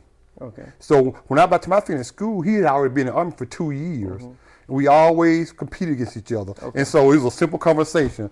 One day I told him, I said, since you joined the Army, I'm going to join the Marine Corps. And that's how I joined the Marine Corps. I didn't know nothing about it, but besides, people told me, they sold the Marine Corps to me and told me the Marine Corps was the best branch of service, all that kind of stuff. And the uniform, all that kind of stuff. I really didn't know that much about the military, but I knew I wanted to join the military. My intention was, my brother came home bragging one time. He came home in dress uniform, all that kind of bragging, all that kind of, he had got a car and everything, all that kind of stuff. And just bragging. I said, you know what? I ain't gonna follow in your footsteps. I'm just gonna go, I'm gonna join the Marine Corps. And that's how I joined the Marine Corps. I graduated in December, in the fall, and I was in boot camp that March. In March. Yep. And I was in boot camp that March, man. And no officer recruiter ever spoke to me about anything. And to this day, I never, ever, ever, ever used that business degree for anything. I don't even know where it at. I moved so many times in the military. I had it with me. I think I lost it in the PCS and somewhere. I don't even know where it's at. One time I requested. I asked for. I requested it and they mailed it to me. And I got it a second time. I lost it a second time. What made you want to get it? What made you because me and my sister, we're the only one that went to school in my family. It's college in my family, the only one. And she have an IT degree that she ain't never even worked. She ain't never even used. She worked for DFAS her whole career, and Department of Children and Family Services. And while she was doing that, she was going to college. And when she got her IT degree, to this day, she's 60 years old. She never used her IT degree. She retired from DFAS and just never used her degree. And the reason why she tried 60 because she ended up getting sick and stuff with breast cancer and everything. So she never even used it, man. And so now that I didn't really know anything about the military, the Marine. I went in the Marine Corps. I enlisted. This guy, I'll never forget, his name was Sergeant Witherspoon. He won me over. He would pick me up, go feed me. He would just do everything. He would come to the Marine Corps recruiter. Marine Corps recruiter. Come to the basketball games, everything. And he just won me up. And so I didn't want to talk to nobody. I didn't want to deal with nobody else. He just wanted to put somebody. He was wanting, meet this quota. Yeah. I didn't know. If I, like you said, ignorance because I just didn't know. Yeah.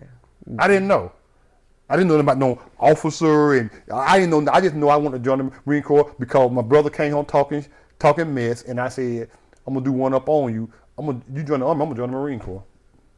And I had told Sergeant Witherspoon about the same thing, and he said if you want to outshine your brother, the Marine Corps the way to go. So when you went to college, what did you feel like you gained from that experience? Or was your mind just really focused on the basketball aspect of it? Basketball aspect, to be honest. I went because if I hadn't never got a scholarship, I would never went to college. I probably would have joined the military. I knew my ultimate goal was I had to get out of Shelman. Mm-hmm. I had to get out of Shelman, and do my two choices was that I could have came back to Atlanta and got a job, Mm-hmm. or I could have joined the military. If I had never got a scholarship, I would have never went to school. I would have never went to school, man, because I just had, and I went. I'm glad I did. And my experience was just basketball, man. And I just, and it was kind of hard for me, but the basketball what kept me focused, man. I was actually pretty good, man. I lost it over the years since I've used it, man. But when I first joined the military, I was used to play intramural, man. I used to be balling, man. I actually tried out for the Marine Corps All Marine basketball team, but I didn't make the team. I didn't get picked though, but I actually tried out for it. I tried it for like twice when I was a young Lance Corporal, and I tried it, but I didn't make it though. So you decided to join the Marine Corps to become one of the finest fighting force ever, the Marine Corps. Yes. So when you first joined the Marine Corps, like you went into boot camp March? Yes, March. Yes. March. How was that boot camp experience? Did you feel like for me it was a culture shock. See, when I went into Marine Corps boot camp, it's back in what year? This was back in 90. 1990.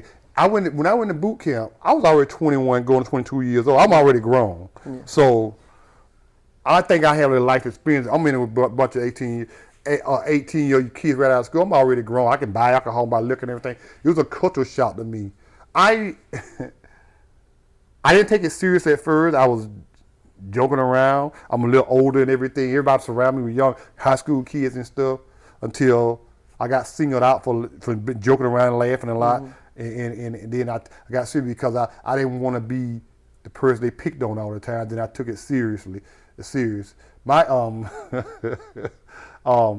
was a good runner. I always could run and stuff. My weakest thing what I did in the Marine Corps, I always had problems doing pull-ups, man. Pull-ups. But back then when you pull up, you can do what you call kips and stuff. So that worked out for me pretty good. So I never forget. The most pull-up I ever done was 19 pull-ups. I'd never done 20 pull-ups the whole time I was in the Marine Corps.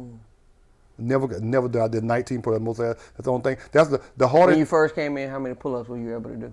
When I first came in the Marine Corps, probably when I first came in, probably like 10. 10.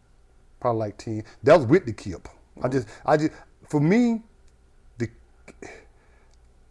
I don't think I ever I perfected the kip because my it was kind of wild to me. I didn't have a smooth rhythm or whatever, and so I could never just perfect it, and so that affected me a lot because I was using a lot of energy because the way I was doing it just didn't work. I just never perfected, and I never really practiced it either. Like for some people that don't know what a kip is, it's like them CrossFits when they do pull-ups. Yes. And they do kind of like they use their whole body momentum to pull up. Yes. Back in the day, I remember we used to be able to do kipping to help you assist with your pull-ups and stuff like that. It was helping. Then they did away with that. Yeah. So when I joined the Marine Corps, I went to the Marine Corps in Paris, Island, South Carolina, and I joined the Marine Corps from Atlanta, and I went Marine Corps. I left. I remember they took me down to Melts, and I stayed in a hotel somewhere. Up off of in Hateville, which is like 15 minutes from here where I live at now. And we stayed overnight, and early that morning before the sun came up, they put us on a Greyhound bus. Like 1 or 2 o'clock in the morning, we drove to South Carolina. I'll never forget when we quit the Paris, it was dark. We got there and got reception and everything. I graduated there. Because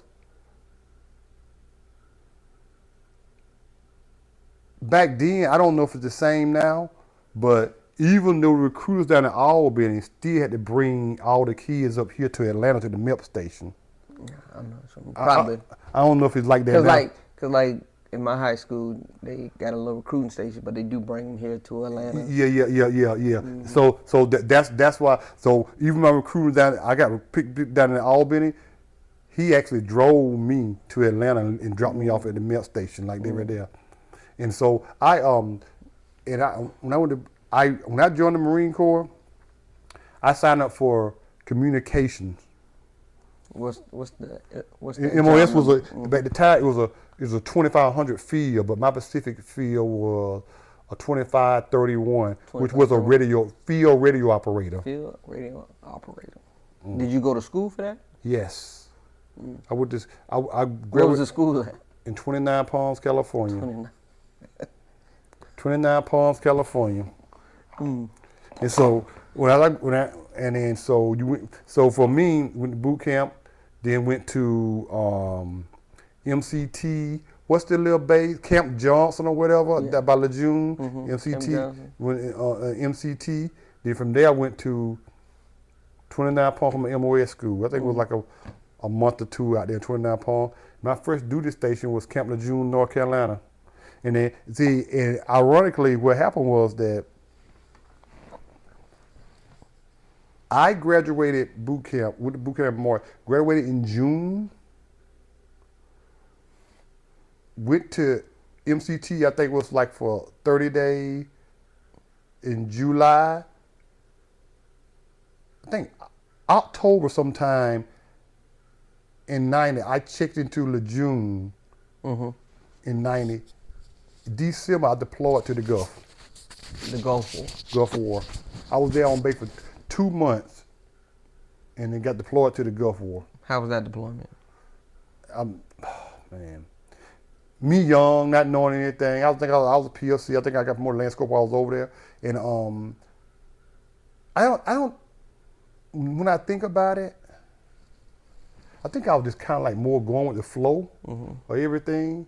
I was a field radio operator, which means that you know that you either carrying a radio pack or you in a vehicle working the radios and the Humvees and stuff. So while you was in the Gulf War, what were you doing there? Were you doing radios? Yeah, I was doing radio. I used to have radio watch, what you call it. They call it the COC, the Command Operations Center, and we used to have radio watches and stuff. So we used to call it Ant Hill. Ant Hill they call it Ant Hill because all the antennas used to be up in the sky. You either had watch on Ant Hill or you had a radio watch or in the COC or you was chosen to be the radio operator when the convoys and stuff went out. So I was assigned to a radio battalion. I was assigned to 2nd Radio Battalion in Camp Lejeune. So we had a whole battalion. It was called 2nd Radio Battalion, and everybody in that unit was some type of communication where there was a radio operator, a field wireman, or some type of communication, any kind of communication. Would you ever go any patrols with them? I went out a couple of convoys, Yeah. and just with the radio operator, the convoy, and all I had to do was make sure the radio was working and stuff, and then call in when the radio convoy leaving the camp, and call in when we coming back, and put him like, and most of the time I had somebody higher ranking there. They were doing talking to radios and stuff, giving grids and all that kind of stuff. My job, which I was glad because I really didn't know that much. If the radio stopped working, I was responsible for fixing it. And I never experienced that. I didn't have to experience it. I was lucky that the radios always worked when I went out them a couple of times. Because if they were ever broke down, stopped working, I didn't know the hell I was doing. I didn't know the hell I was doing. They were gonna be hurt. They were gonna be hurt, boy. We were gonna be no lack of communication. We got back to that camp. They didn't know the hell I was doing, man. But they didn't know that. They didn't know that though. and what I remember, man, let me tell you something. Me, a young PLC, what I remember is being put on the shit detail for 30 days. Shit detail. Like Like literally shit or burning shit. oh, like literally Yeah, shit yeah, details. yeah. So what you What we do? had to do was that we had these engineer build like a little outhouse for us and put a little hole in it, and they cut a 55 drum or what you call it, a gallon of drum in half, and then the back of the outhouse it was like a door you can open up and you pull it, push it in the drum. So when they get full, you had to, if you don't shit detail, that's all you did all day was burn shit. And so when they get full, you get it, you would pull them out, you get in there, pull up, you have to lift the back of the outhouse thing, pull it out, put it to a designated area, and pour diesel on there, on the shit, and light it on fire, and you have to stir it until it turned to ashes, then put it back in there. I did that for 30 days. Did they give when you did that? Did they give you a mask? I had no mask or nothing. So you just smell like shit.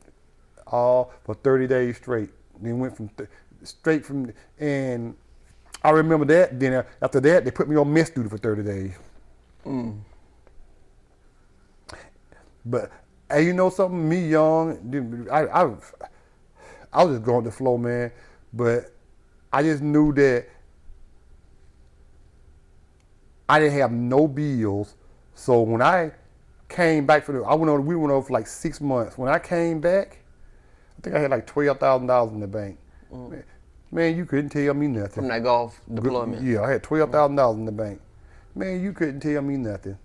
That's when I got my first car. What mess duty was? What was mess duty? I was mess duty. I was actually helping the cooks. You know, you got in the Marine Corps, you got MOS for people cooks, and you just there to assist them. They tell you what to do, and you just do them with cleaning, cooking, helping, doing everything, feeding all Marines when they come to the chow hall. We had a mobile chow hall, man. It's and shit detail. That was an all day thing. All day thing from the morning to the evening time. So they had an NCO, a corporal or a sergeant in charge of it, and you report to him. And because we was in a pretty big camp, and we had different locations we had to go to. You load us up and drop us off. Because sometimes it would take, depends on how full the barrel is, it might take you a couple of hours for it to burn down the ashes. So they give you a sign, your barrel, you might be sitting there stirring the shit for a couple of hours. Then before you go on to the next one. Do you smell it? You smell it when you initially pull it out, yes, until you get to a point where it's burning real good, then you really don't smell it no more. But initially, yes. Believe it or not, man, I think I got used to it. I got used to it because it became second nature. I to the point where it bothered me at first. I don't recall throwing up or anything, but when people tell me, hey man, when people say I was on shit there, I burnt shit for when I was in the military, I say I can relate to that because I did it too. I burned it. I burned it, man. I used to stir. They had 2x4 boards, man, and they about 6 feet tall, and they would just, and you just had to sit there and stir it. Turn the ashes. Turn the ashes. Some would be diarrhea, some would be solid, and you keep pouring gas on there, lighting it up, man, on diesel fuel, and that was because the Gulf War, we didn't have no type of electricity or anything like that. We had big fight hole. We were sleeping in our tents, man. We make little tent. What the things called? What they call? When you used to have half of the tent, you had to put a shelter half, and the other person had shelter half, and y'all two share. That's how we did it, man. We had the little flash. So y'all wasn't in the tent. Y'all was in the shelter half. Shelter half.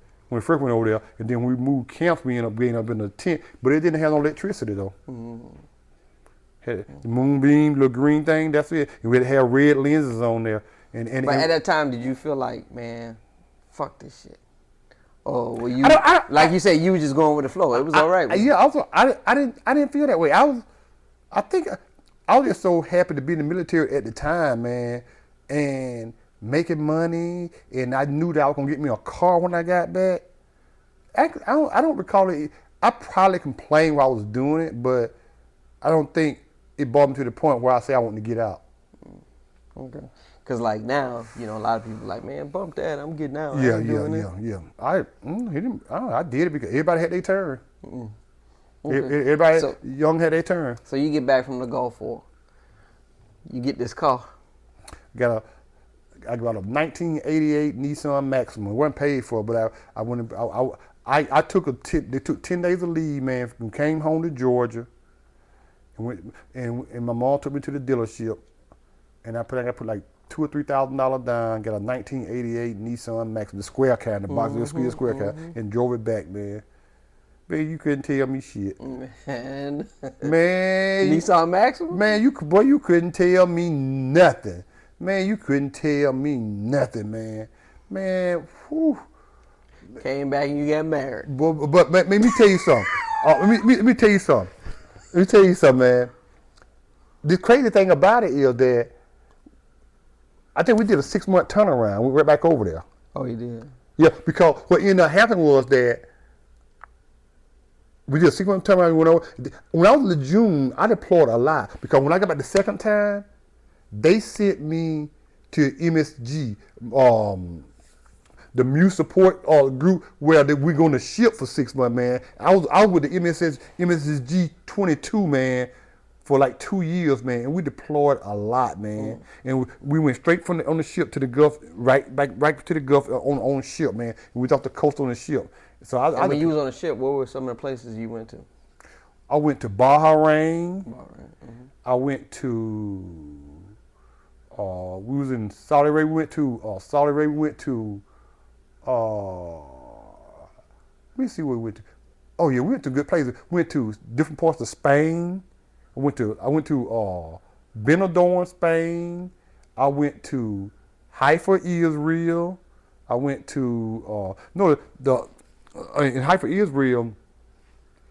You go on tours and stuff. I went to, in the Bible, about the city of Bethlehem. I did a tour there in the city of Bethlehem, and I went to, went to Morocco, Africa. We went to some part of Greece. I forgot what part of Greece. One time we went to some part, I think it was Toulon, France, or somewhere like that. Went to a lot of places, man. And me. I'm young in my 20s, man. I'm not taking it in. I'm not taking pictures. I'm not doing nothing. I just enjoying the moment. Just enjoying the moment, man. Just enjoying the moment. I was just enjoying the moment, man. Didn't know no better. I didn't think too much about it, man, till later on in life, man. I do recall this right here. We went somewhere in Saudi Arabia, down by the port. I bought one. I don't know what happened. I lost a lot of stuff. They were selling photo albums of people, of the people that we killed. Like, we would ride down through these countries, cause like over there, like how here in Atlanta, you ride from here, and 10 minutes later, you're in another city. You might ride from here. We in city of South Fulton down. Yeah. 10 minutes later, you'll be in College Park. Yeah. But over there, if you ride from here, say to your house, you're in another country. So we would ride. We would ride through places where the Marines or whatever came through there and cleared it, and you would ride through cars being blown up, a tank being blown up, and the burnt bodies are still hanging out the cars and stuff like that.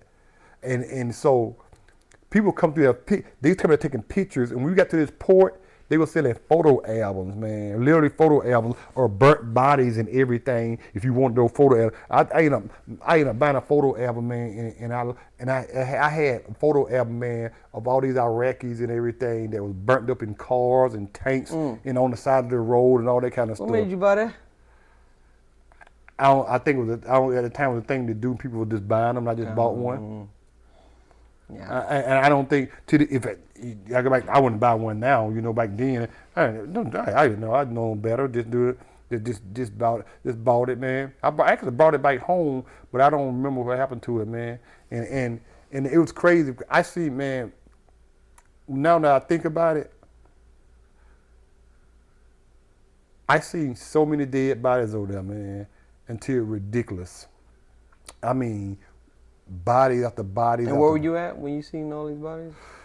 When we got there, we came into the port of Saudi Arabia. That we worked our way north, going into I went through the city of Kuwait and all the time. Went through the city of Kuwait. So So we was in where Early 90s. Yeah, I was in what they call second FSSG. What we did was we supported the grunts. So we logistics for the grunt, where everything they need. We provided transportation, the food, the water, the fuel, everything. Bullet band-aids, what you call it? Band-aid, bullets, and beans, or whatever they call Beans, it. bullets, Beans, bullet, band-aid. So we did that. So when say for instance the grunts get over, the infantry unit get over there, and they say, okay, our objective is we're here. Our objective is to get to this city or this country right here, take control of it. When they get there, take control of it, and they say that they have 100% control of it, we're back at the port. We move up to get to them, to refuel them, give them water, okay? And then then once they leave that location, they took control of it. They keep moving forward. A couple of days later, we follow them up. So we see in the aftermath of everything that they don't clear. You know what I'm saying? And so I'm just seeing dead body after dead body after dead bodies, man. Man, it just man. And one time we had stopped for the night.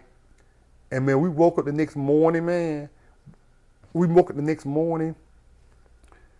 The sun was coming up, man. And it was a little ridge line.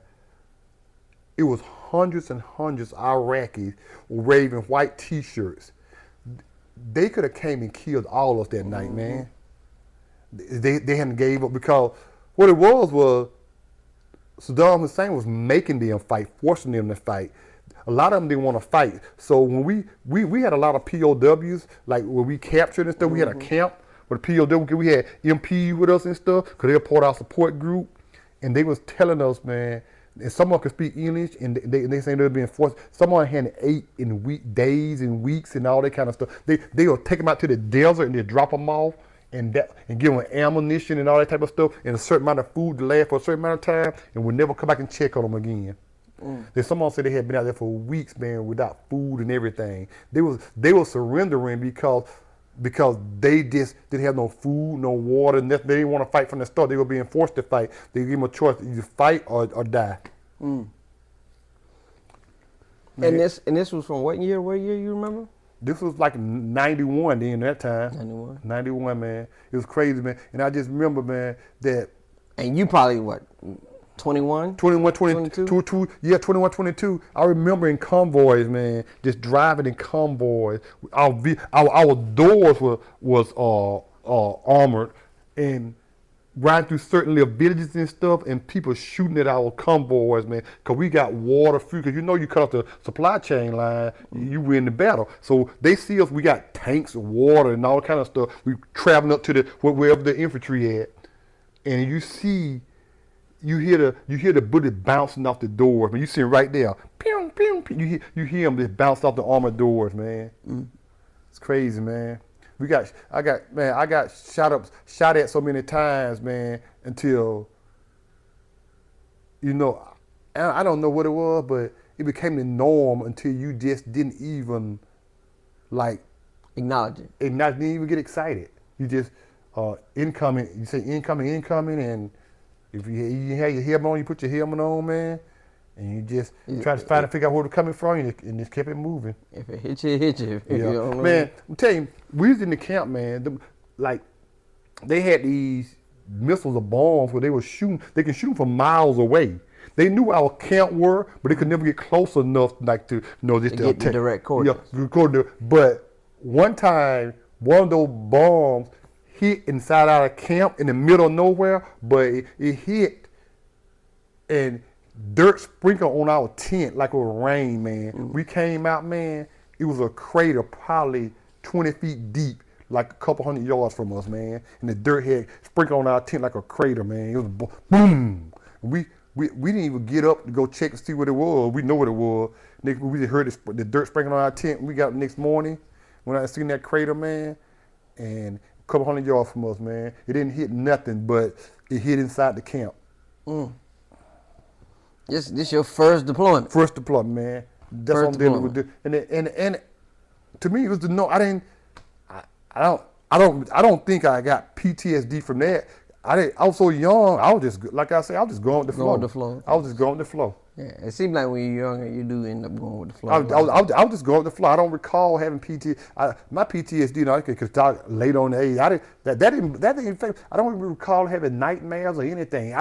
I guess I was scared, but I'm just around so many other people, Marines, and we just going with the everyday flow until it just became the norm, man. Mm-hmm. Because when you deployed over there, man, you working like 12-hour shifts 7 days a week. Mm-hmm. You working a day shift, you working 12 hours from 7 to 7, and then you doing it's a 7 and ain't no day off when you deploy. You know what I'm saying? Yeah. But you get used to it. You get used to it. It's become the norm. Yeah. It's not like you can go out and club or party. You know how we was on the ship. You know how we did. We worked every day. You know what I'm saying? Mm-hmm. But it was the norm. Okay, you get back. So we're gonna go back and we're gonna talk about this. You know, you purchase the car. You come to Atlanta and purchase the car, right? No, I pushed it in Albany, Georgia. Albany, Georgia, and you take it back to North Carolina. To Camilla June, yes. So, how was the rest of your time in Lejeune once you got back? Got back. Like I say, I was there for my first 4 years, but I was deployed so much. Yeah. And when I got after I got my car and got back then you. So what happened to your car? Where would you? You put it in TMO, whatever they call storage. it. The POV storage. They put it in there. You put it in there every time I deploy because you came back the first time, you kind of bought the car, brought it back, and then you had to put it in storage. And you back again. Back again. I get it out of storage, that kind of stuff like that. And then so. But your second deployment, you was on a ship. No, my third deployment I was on a ship. Third deployment I was on a ship, yeah. This is all within 4 years. All in 4 years, man. At the June, when I was at my first 4 years, that's when the Gulf was hot. I think I went over there like 4 times. 4 times? In like the 4 year period. 2 on ship and 2 on land. 2 on ship and 2 on land. And what made you re-enlist? I actually was enjoying myself. Oh, really? I didn't want to come back home. I was enjoying myself. That's when I made my 4 year. I made a late move to logistics. When it's time to re-enlist, I said I don't want to be a radio operator no more. I want to join. I want to change my MOS. I say What made you want to change your MOS? What made you want to change your job? I went. I know what made me change my job. I went to the unit, the MSSG 22, and I went into the S4 shop, and there was some guys sitting there. I said, "What y'all do?" They say we inbox specialists. I said, "What you do?" They said, "Well, we just load the ship and offload the ship and do that stuff." And I say, "And you sit in the office?" He said, "Yeah." He said, "But until we out there loading and doing it stuff like that." He said, and the MOS promote quick too. I said, "That's what I want to do." Because he was a sergeant, had only been in like 3 years. And what was your rank at the time? I was a corporal. I was a corporal. I had picked up corporal like 3.5 years. And I said, that's what I want to do. So I would put in a request and make a late move, and they approved it. Then they moved me they sent me to the battalion. I work in the battalion S4 and then I'm sitting around there with a couple of months, re-enlisted. Orders came in, 29 pounds. Because that's where you got to go back to No, school? That was your duty station. That's my duty station. So I had already been out there. I said, man, how'd you feel about them orders? I didn't like them at all. Well, what's wrong with 29 pounds? It's nothing that, man. 29, let me tell you something. 29 pounds, man. 29 pounds, California. It have to grow on you. It's in the desert. Ain't nothing out there but the base. The base is out there by itself. When I say out there. So when they issued you orders, what went through your mind? You was like, I never forget. They said, "Hey, Moore, you got orders." Then I say, "Well, I got orders." They said, and one of the admin person say, "One F7, one F7." I said, "What the hell, one F7?" I said, "What the hell, one F7?" They gave me the MCC book, whatever they call it, MCC book. I went and looked it up. It said first 1st Battalion Submarines, 29 Palms, California. I already knew what 29 Palms was. I went to MOS school. Yeah. I like, you got to be kidding me. So not only was I going 29 Palms, I was going to an infantry unit too. I didn't like that, man. I didn't like, but you know, I actually drove from Lejeune 29 Palms. Okay. I drove. The maximum. I drove the maximum. So you get there, you check in. Was it worst duty station? How would you rate that duty station? Was it bad, good? You know, how would you? If I could rate duty station, I would say yes. The duty station was 29 Palms was the work because I just sure didn't like 20. It was just nothing to do, like nothing to do. Out from Palm Springs was an hour away. Mm-hmm. Los Angeles was 2 hours away. Las Vegas was 3 hours away. Mm-hmm. If you were to take that base 29 Palms out of that city, it'll be a ghost town. It'd be like your hometown. Yes. And I was having flashback from that. That's not something I didn't want to do. I mean, literally, is nothing to do. I'm quite sure now that was in the 90s. I'm quite sure the quality of life don't improve some because when I went. So what did you do at 29 Palms? Did you travel? Or did you spend more of your time there just on base? I don't think I traveled that much. I just got accustomed to it. Oh. I remember I couldn't keep my car clean, man, because there'd be sandstorms coming through there. I used to wash my car a lot. I used to, and I just got accustomed to it, man. And then I started going to Riverside on the weekends and stuff. Riverside, California was like an hour and a half away. Where I found somebody put me on to March Air Force Base. You heard of March Air Force Base? March Air Force Base. Back then it was an active duty base where you could go there. It was an Air Force base where you could go there and get a room. It was like Space A, but I was always looking to get a room. You could get a room for like $12 a night. Nice rooms, man. I mean, nice rooms. And I would stay in that area and go to Moreno Valley to the mall and all that type of stuff. When I got put on, that's when I started. So, but when you got there, were you a corporal at the time? I was a corporal at the time. Hold on, so but logistics, did you go to school for the logistics? Yes. I went to school. Where was school at? The school was only a couple of weeks long. Where was it at? It was in Little Creek, Virginia, up there about on a Navy base in Little Creek. That's down. So you left Lejeune. Went to Little Creek, Virginia, about Virginia Beach, Norfolk area. And I was on that. It was like a 3. Did you go back to North Carolina? No, I left straight from Little Creek, and I think I took a week of leave, and then I drove to 29 Palms. 29 Palms. I came to Atlanta, then left from here and drove to 29 Palms. And then back then, what they call it, where they give you all that advance pay for you. I think all advance pay when you went to DLA when I get ready to travel there. I had a couple $1,000s in my pocket, man. I traveled. I just went on, man. Went out there, got out there, man. So you didn't get married no time while you was in 29 Palms? No girlfriends? Yeah, I had got married to this girl from Atlanta. Okay. But she never came to 29 Palms with me though. So when did you get? So this is my third marriage. Oh, so right now you're on your third marriage. My third marriage. First marriage. Yeah, I was married young, like 22, 23 years old. But when did you get married? Like, did you get married like when you graduated boot camp or? I think I had been in like I got married like my third year in June. Third year in June? Yeah. Did she ever come out there? She never came. She never left Atlanta. Stayed in Atlanta. Stayed in Atlanta. I told her I can't afford you to come out there. To be honest,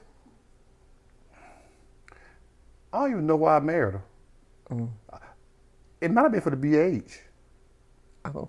I don't really recall because it wasn't something that this my wife, I'm bringing her where I was at and all that kind of stuff because she never came to where I was stationed at. That what made you marry her?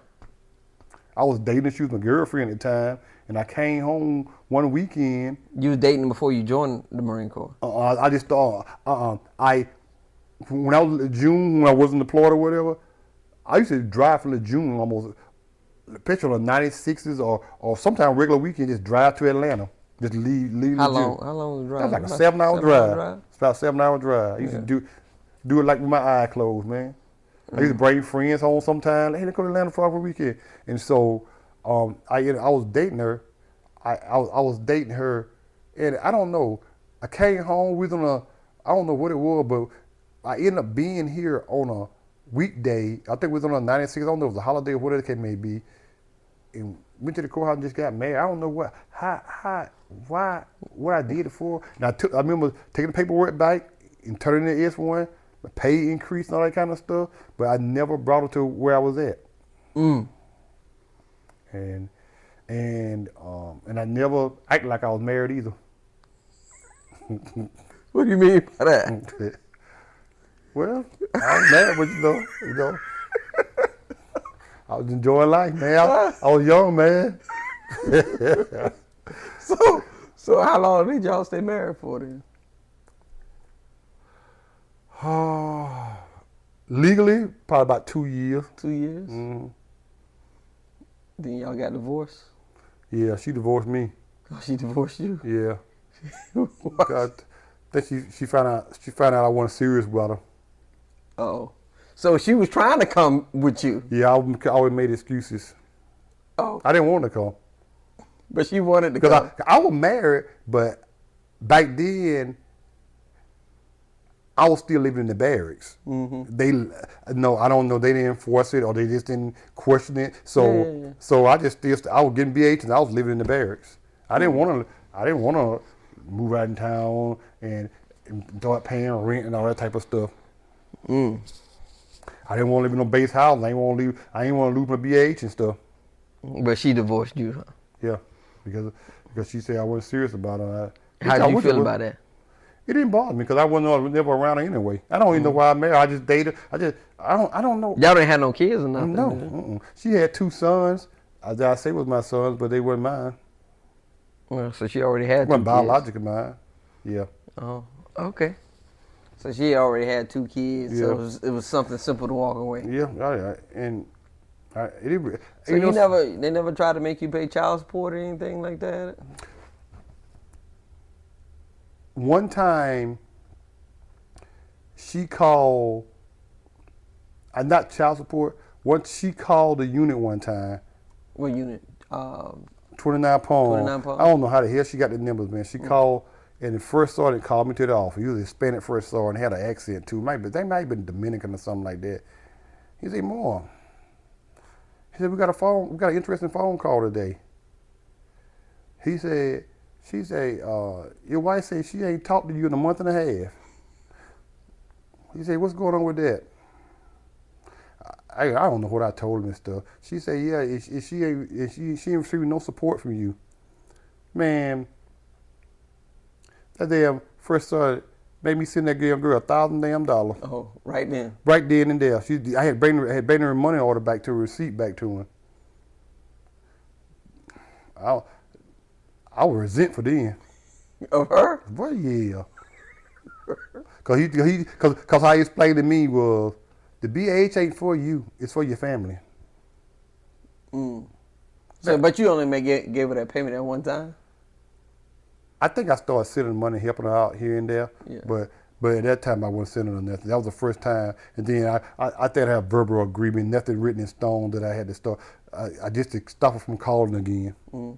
And I think I started sending her a couple of dollars a month or something like that. Oh, wow. Because they expressed to me, BH is not for you, it's for your family. It's for your family. And so, and he said, first started told me, if I call you back in here again, it's not going to be nice because you abusing the system or something like that. Yeah. So did you get a divorce from her before you left 29 Palm, yes. Mm. So when I left 29 Palm, that's when I went to Quantico. Quantico, Virginia. Quantico, Virginia. Quantico, my best duty station. So hold on. Let me get this right. So you was in 29 Palms from when to when? I was in 29 Palms from 94 to 98. 94 to 98. And then from 98 to 2002, I was in Quantico. 2002 was in Quantico. Wow, we was in Quantico at the same time. 2002. I was in Quantico from '98 to 2002. I was right there. You was over there at that HMX right there across the bridge right there. When you come across the bridge coming back on the left hand side where you turn, I was specially perfect mag tariff right there in the little building on the warfighting lab. That's all I was at. Marine Corps Warfighting Lab. I'm Marine Corps Warfighting Lab the whole time I was there. So how was life in Quantico? I love Quantico. I loved Quantico. What made Quantico? You know something? You know why I love Quantico as much at the time? Because I had joined the Marine Corps in Lejeune doing all the deployment. Stationed out in 29 Palm for 4 years with an infantry unit. Stayed in the field all the time. When I went to Quantico, I was on a non-deployable base, man. I just loved it. I didn't deploy, do nothing. We did training exercise but we went TAD, man, but we got paid for. We stayed at Marine Corps Warfighting Lab. What we did was any new equipment that the Marine Corps wanted to implement or bring in, like what's those helicopters named? What V something 22 or something like that? Ospreys. Marine Corps, we tested those before they implemented and created a unit for that. Oh, wow. We went to down in Gulfport, Mississippi, and we did all kind of tests. We was in the hotel. They give us a rental car. We had an unlimited budget, man. We would go TAD to places, man. We was in California, LA, everywhere, man. But we never went to the field or nothing like that, man. And I just loved it, man, because... So y'all wasn't staying in tents. You went from tents? Went to hotels, rental cars, getting per diem every day and everything, man. I just loved it, man. Then I was right outside 30 minutes outside of D.C. You ever go by D.C.? Like, did you experience the area? I used to go out and stuff in D.C. When I left D.C., I think that they was in the process of building the Martin Luther King monument. It wasn't built, but I think they had started on it when I left. And but I spent some time in D.C. I spent some time in D.C. Went to strip clubs and everything in D.C. Yeah, it was a strip club in D.C.? Plenty of strip clubs in D.C. Which one you remember? One called Chocolate City. Chocolate City? Yes, sir. I was Chocolate City. Chocolate City, all black women. Man, look, man. You know, back in the day, Washington, D.C. had the high black population. They used to call it Chocolate City. Chocolate City, yep. And then they had a strip club called Chocolate City. Oh, wow. Yeah. And they had a strip club called Club 55, a strip club called Club 55. And that was a strip club that we used to go to all the time too. But we used to go to a lot of clubs. This was the first time in D.C. that I experienced. I had never seen it before, where you go to a club and like 3 different floors and a DJ on every floor playing this rap music here, R&B here, reggae, or that go-go music or reggae. I had never experienced that till I went to D.C. The club called D.C. Live. D.C. Live? And I had never experienced it in Republic Garden. You remember Republic Gardens? So you know what I'm talking about, don't you? Yeah, I was in Republic Gardens. I remember Republic Gardens. The Ritz? Yeah, the Ritz and Republic Garden. Yes. I used to spend. I enjoyed Quantico, man. I was happy, man. We was at the same club, man. I was happy, man. Oh my goodness. I was happy. I didn't want to leave Quantico, but I had been there 4 years, and the monitor was at me. He did, and he said he had needed some logistic people out in Camp Pendleton, man, because that's when the Iraqi stuff was going to start. Because like in Quantico, they're real big on sports because we participate in flag football. I used to go to the gym every day at lunchtime, play basketball. Yep, they used to have intramural basketball teams. We used to take our PFTs over there on the flight line where y'all was at. Yep. Take our PFT right there on the flight line. Okay, so just making sure you. So when you was in Quantico, did you ever get married again? No. You didn't get married at that time. So 4 years in Quantico, no marriage. No marriage. Okay, so when you leave Quantico, you go where? I left Quantico and I went to Camp Pendleton. Camp Pendleton? California, yes. I got ordered to Camp Pendleton, California. Went back out to California. So what year did you get to Camp Pendleton? 2002. 2002. I was in 2002 to 2006. You was in Camp Pendleton? Yes. How was that? I Did you deploy? Yes, that's when we went to the Iraqi freedom. My monitor was at me because, like I said, my job is to, pack up and deploy, the units and stuff. And so they needed, and so he said they was trying to get all the embarkation specialists to the units that were getting deployed. And he told me, he said, I had picked up sergeant. He said, "You've been sitting in Quantico just chilling. We need you out there in the fleet, in the real fleet, because we get another war starting up." I'm like, damn. Damn, I saw. I like. So he said. Then he gave me. He actually gave me three choices. He gave me He gave me Pendleton. So the monitor is the person who assigns you your duty stations and Yes. stuff like that. Yeah. He gave you Pendleton. Yeah, he gave me Pendleton. He gave me Hawaii. And he gave me. I think he gave me offered me Cherry Point. Cherry Point. And me not knowing, and the reason I didn't choose Hawaii because it was going to an infantry unit, and I didn't want to go to an infantry unit again. And I said, and he said, well, you can go to back then was if you go to Pendleton, you go into first FSSG was a first support something group. I forgot what they called. But I say, okay, I'll choose Pendleton. Pendleton ain't bad. God, I say Pendleton ain't bad. I had been to Pendleton before when I was in 29 Palm. We had went down there and did some training or something. So I had been to Pendleton, and then at that time I had seen the beach on the base and all that type of stuff. I said I can deal with Pendleton, and it's a big city, Oceanside, pretty big city and whatever. I can deal with that. So I chose Pendleton. Got there in 2002. I drove from Quantico to Pendleton by myself. East Coast, West Coast. East Coast by myself. I didn't have that maximum no more then. What car did I have then? I had this was 2002. I had a Acura Legend. Had a black Acura Legend, and so I drove from Quantico. I took leave, came home to Atlanta, drove from Atlanta. My brother was at the time, he was still in the Army. He was stationed at Fort Hood in Texas. I left early to go visit him for a couple of days, and then I stayed with him for a couple of days, and then I took it on in and came to Pendleton. Taking the Pendleton, man. And I wasn't at Pendleton long. I don't think I was there a year before we deployed to Iraqi freedom. And I did. So you deployed was it on a ship or? No, this was land. This was land, and so my time between Lejeune when I first came in and Pendleton, I went to the desert like 7 times total. When you said the desert, you talking about the war. When I said the desert, went to the Gulf like 7 times because with that unit that I was in, I was there for 4 years. And we deployed. Talking about the unit in Pendleton? The unit in Pendleton. We deployed. I deployed 3 times. 3 times. So you was at Iraq once? I went to Iraq. No, every time was Iraq. So you went to Iraq 3 times? 3 times. Because one time we went out when we deployed when they first got there. Then we did a 4-month turnaround. Went right back out again.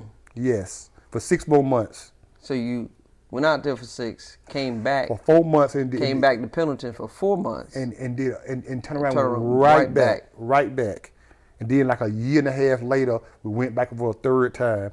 By that time, I was at 4 years, but I actually enjoyed it because those deployments were more modernized by then. We were living. We were living in some tents. People still living in tents, but they had electricity. We had the field showers. They had the chow halls and stuff like that. It wasn't that bad. And they had the call center where you could use the phone to call home. So have you had that deployment where you had that big water bubble? And yes. It had certain times? Yes. You had to get in the shower by a certain time. If not, you didn't shower? Yes. I experienced that. I experienced that. I remember that. But that 4 years in Pendleton, you get married? Yes. You got married in Pendleton? Yes, I got married in Pendleton. Second wife. The second wife, yes. Okay. And who's second wife? That was when I had I met my son VJ mother. I met her.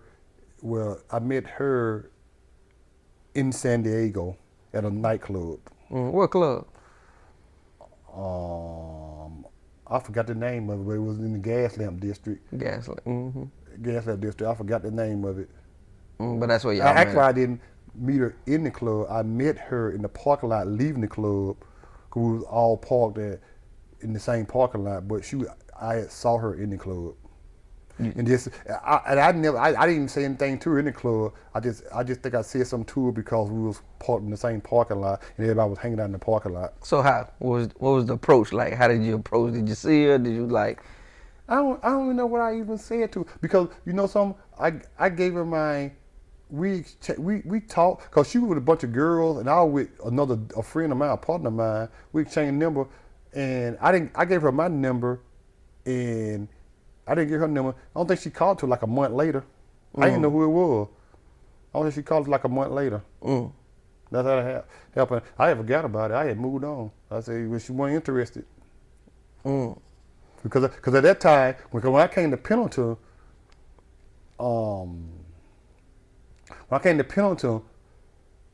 I got apartment and stuff. I was living out in an apartment. What rank were you? I was a staff sergeant. Staff sergeant. You had to. And I got apartment and everything. So so I had my own apartment, my own car and everything. I wasn't even living on base and stuff. I was enjoying life. I was enjoying life. How far were you from the base? I was in Oceanside. I was living in Carlsbad. Carlsbad. You familiar with Carlsbad? I was living in Carlsbad. So it didn't take me. It took me like 10 minutes to get to the front gate. But once you get on that front gate, it looked like it took you 3 hours to get to wherever you need to be. Traffic, man. Let me tell you something. Pendleton is one of the bases where they changed it. Why they changed it? Why you had to be back to 12 noon because the traffic, man. When you come off of 96 or something like that, when they used to you look up at Friday at 12, back on Tuesday at 12. You used to have to be back. When I first started, it used to be like you get off for regular time Friday and be back regular time on whatever Monday or Tuesday. 7:30. But they changed it because of the traffic, man. But it still was bad because everybody was coming back at 12 then. Yeah. Everybody's starting to make that time. Yeah, because man, traffic is so bad at that front gate, man. I mean, so. So what year did you get to Pendleton again? What year was it? 2002. 2002. So, but when did you get married? 2004. 2002. So about 2 years into it, you get married. So when you get married, did y'all move on base at Pendleton or the apartment that you stayed in? Oh no, actually. Or did you keep her? No. Actually, did you keep her away from the apartment? You know something? It's funny you say that. No, because the last wife you didn't have come to the apartment. Yeah, you're right. So I had to ask the question. No, actually, you know something? She was living in San Diego. I was living but what ended up happening was that when we started dating, I ended up deploying again. So I moved out my apartment. Oh, okay. But when I came back, she instead of me getting another place, I moved in with her. She had her apartment. Okay. I moved in with her in San Diego. So I was commuting back from San Diego to Pendleton every day. What's that? Man. That's about an hour? Yeah, 45 minutes, an hour? Yeah, man. Yeah. But probably longer with traffic. Yes, man, a lot longer. Hour and a half every day. I did, so I did that. And so what ended up happening was that we ended up getting married, and then we ended up moving her apartment, and we rented this house. We didn't buy no house. We just rented a house. We rented this house. It was still in San Diego though, and we stayed there for like another 2 years because I went on another deployment, and she stayed there in the deployment. And then when we got back, it was almost time for me to PCS, and that was about 2006. That's when I went from Pendleton to Miramar. To Miramar, California. 2006. And then when I got ordered to Miramar, California, that is when I put in for that's the only time I ever lived in military housing in Murray Ridge. I put in for military housing. Mm. That's when And we you moved to military and that's housing. when you got to Miramar. That was 2006 until I retired. in, And I remember I retired December 2009. I went on terminal leave. so what was your official retirement date? 2010? April 1st, 2010. April 1st, 2010. So you was on terminal. For 4 months. So you was on vacation for 4 months. I got my orders, like I never forget, December 18th, 2009. My terminal ended April. My retirement date was April 1st, 2010. And so what did you do during that time? I left California because what ended up happening was that when I had to be out of military housing by January 1st because you had to clean that place up and all that kind of stuff. I don't even know if we could have stayed there during terminal. I don't know how that worked. Okay. You could stay there in terminal. I was ready to go. I was just ready to go, and so I didn't want to prolong it. It wasn't no reason for me to just sit around there every day. And so I think we left like 2 days after I started terminal I think we a couple of days. I think we stayed in a hotel like one night after we finally moved out of our military housing, and we left and got on the road. I'll never forget that we got stuck in Texas on the freeway. It was a winter storm, man, and the road got closed up. And I woke up Christmas morning on the interstate. Well, I do want to make this point. So it's funny, so now you're in Miramar. The craziest thing, this is where we met. Yes. This is where me and you met, because I got stationed in Miramar. I think it was, I forgot what year that was, 2006. Was it 2006 as well? No, I want to say I got there sometime that summer. Not that summer, but January. And I remember we went on that deployment in June. So I think that was 2008. Yes. 2008. Yeah, it was 2008. Yeah, so the first time I met you was 2008. And that's where we kind of connected, and you kind of like, put my wife, I was dating her at the time, with your wife, and same thing with Brown. Yeah. And the rest of us and stuff like that. And we just all linked up, and that's where we all hit it off at. And that's the man on the grill. Yep. Man on the grill. Now that's when I know Maisha at the time, she was from San Diego? She's from San Diego, yes. Is she born there too? Born and raised? Born and raised in San Diego. Born and raised. So you go, and then you retire and go on terminal 2009? December 2009, I went on terminal leave. Did you go straight back to Atlanta? I drove straight from San Diego, California to Atlanta, Georgia. I came here, and we came here. We didn't have nowhere to live at the time. We talked to my sister in Joan, but she lived by herself. She got a 4-bedroom house by herself. We came here and we stayed with her for 30 days until we found this house over here, about 10 minutes from here, as a matter of fact. We rented this house. I rented this house, and then when we rented the house, it was the lady, the owners. They're actually from California. They come out here and buy properties and stuff, and they gave the option to buy the house. So what we ended up doing, after we were there for 2 years, we ended up buying the house, and then it kind of worked out good for us because the owner said, if y'all ever decide to sell it or whatever, let me know, and I'll see if I'm interested in buying it back from you, and which he did. You bought the house back. Yeah, but we didn't really make no money out of it. We made like $10,000. That was it. That was something. Yeah, so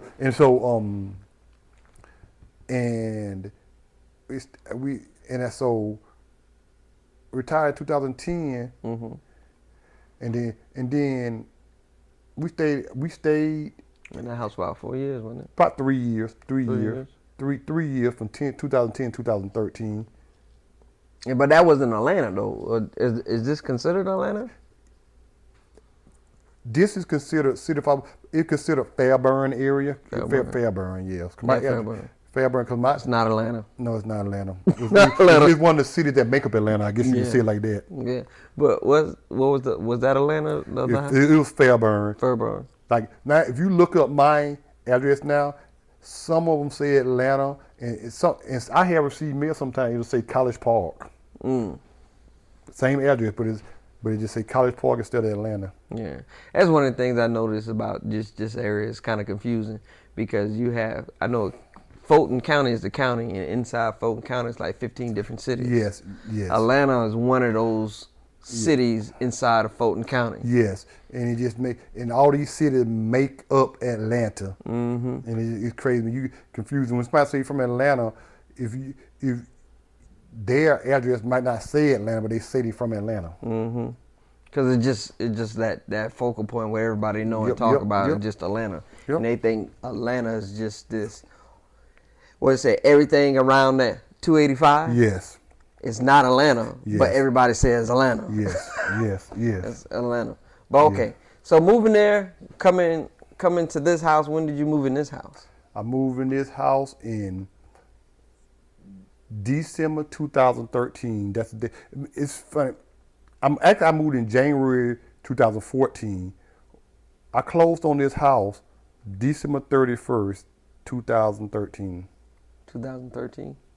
December 31st. And the reason I did that was that because if I would have waited till the 1st of January, I would have had to pay the taxes have been different for a new year. And they said they made sure you basically paying last year taxes. Last year taxes instead of paying the New Year taxes, what they were at the time. So I closed on New Year's Eve on December 31st, 2013. And 2 weeks later, believe it or not, me and my neighbor called Red. He Red. Him and his wife and the kid live right across the street. The guy that's guy young. He was a young guy, but he probably my age, a little younger.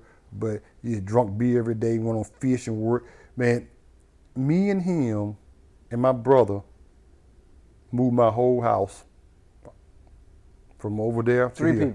3 people moved this whole house from there. Took like 2 days, moved the whole house, man. I didn't pay nobody. I ain't had no money to pay nobody. And I did it yourself. We did it ourselves. Well, let me ask you. So when you retired, what was that transition like? Did you get a job? Did you get another job? My whole goal was that my brother had told me. I said, "Hey, man, I'm getting ready to retire." And I said, he was already 100%. Before 100% disabled. Due to the VA already, because he had 10 years, so he had been out about 10 years before I even retired, and so he had already been through the road. He said I had been talking to him off and on. He's telling me, man, when you retire, man, because back when I retired, I think times have changed now. That they say now you can start your claim and stuff before you retire. Yeah. I don't know if that was an option when I retired, but I didn't do it like that. So a lot of people had to wait till they retired, then file their VA claim. And that was the case for me. I couldn't do it until I retired. So my intentions were, I had looked for jobs because I'm in logistics because, you live in Atlanta with this airport here, there's hundreds and thousands of logistics jobs. Yeah. Everybody's moving something around. Yeah. In logistics in Atlanta because of the airport. And I had put in applications and stuff. But my whole goal was to come here and do my my claim, my VA claim and everything. And so, but me not knowing, my brother told me, he said, man, look, if you're trying to get your VA claim and everything, he say, right now, he said I don't encourage you to go out and get a job and everything. He just work on that. And so it kind of worked out for a minute because, like I say, I was on terminal leave for 4 months, so I was still getting full pay for 4 months straight. That worked out, and I started doing all that kind of stuff. But I did come into a financial bind for a minute after my terminal leave because it still took me another year to get my rating at the VA. And so at that time, I was only getting my retirement check, and my retirement check was not enough to cover all my bills, my rent, my mortgage, whatever, the car payments, all that kind of Family, stuff. kids, Family, it wasn't enough, so I was struggling back then, but I stuck it out though. But so he said try to stick it out and don't work, man. He said it's all gonna pay off, and which it did because with the VA, when you file a claim, whatever day you submit your claim, they back pay you tax free from that day. Mine took a year and a half. So when I got and I guess they said I think it's more common now, but back then, which is back in 2011 when I finally got approved, they said it wasn't common to get 100% your first look. I got 100% the first look, so they had to calculate that 100% times how many months there were. I remember getting a back pay check for like $50-some thousand. Oh wow. And so then then after that, I filed for SSDI. But see, they don't tell you about the SSDI. If you're 50%, considered 50% disabled in any area, you qualify for Social Security disability. And I was 100% total, so but I can be 50% only, say 50% from sleep apnea, whatever it is, it can be, and still file for SSDI, but they don't tell you that. And then I filed for SSDI. I got denied. I went and got a Social Security lawyer. Social Security lawyer did everything. I turned out the paperwork and everything like that. Had to go see a judge. We had a court date and everything. I went down to the courthouse, sat in front of a judge. I didn't shave. I didn't do nothing, to back it up and everything. I had to take, when you're doing a VA disability claim, you had to do what they call a CMP exam, a compensation and pension exam. Yeah. I had to do that. And my brother was telling me, he said, look, don't go in there freshly groomed and all that type of stuff. I understand. He say, go in there, don't shave and all that kind of stuff. So I went, I didn't shave for 2 weeks. I didn't line myself up. I didn't cut my hair. I didn't do nothing. I put on a t-shirt I mowed the yard in, put the shoes I mowed the yard in. And then my brother drove me there. I went to my appointment, and less than a month later, I got a letter in the mail saying I got approved. You've been rated 100%. He said, I told you, and I got it. Ain't been working since. Ain't working since. But see, I think I went in there and I was too honest and I told them too much because they asked me certain things and it made me upset and stuff. And I think being honest is being honest. Yeah, and I told them too much. But see, I did want 100%, but I didn't want 100% unemployable. You wanted to work. When I want the option to work. Yeah. I don't have the option to work now because I'm unemployable. I can't. If I'm rated if there's 100% permanent total, there's 100% permanent total unemployable. I'm 100% permanent total unemployable. If I was to work, I'll lose my VA disabilities. Because when I requested my medical records, I read the doctor's notes. He had it. He had it in notes that he think that the veteran could possibly be postal if he was to seek employment.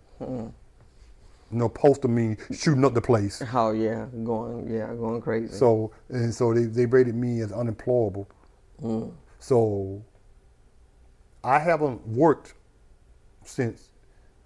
on a job since December 2013. So I've been retired for what now? What did I add up to be? I don't know. For like going on almost 15 years. Yeah. I haven't worked. I've been retired ever since. And I got approved for my after I went to the court and everything with the Social Security lawyer. Back then I got approved in 2014. And I submitted for it in 2011. So it took like 2 years to get that. And when I finally got, they back paid me like $60-some thousand. They back pay you for that? Yeah, back pay you for that too. The day you submit it. And back then, I don't know if it's changed. You had to, the lawyer only got like, I think he got 3% or 6,000, which one ever was greater, and they get that before you send your money. And I got that 6,000, and then, but I moved in this house in January 2014. I got my Social Security got approved March 2014. So I was here 2 months and got approved for Social Security disability.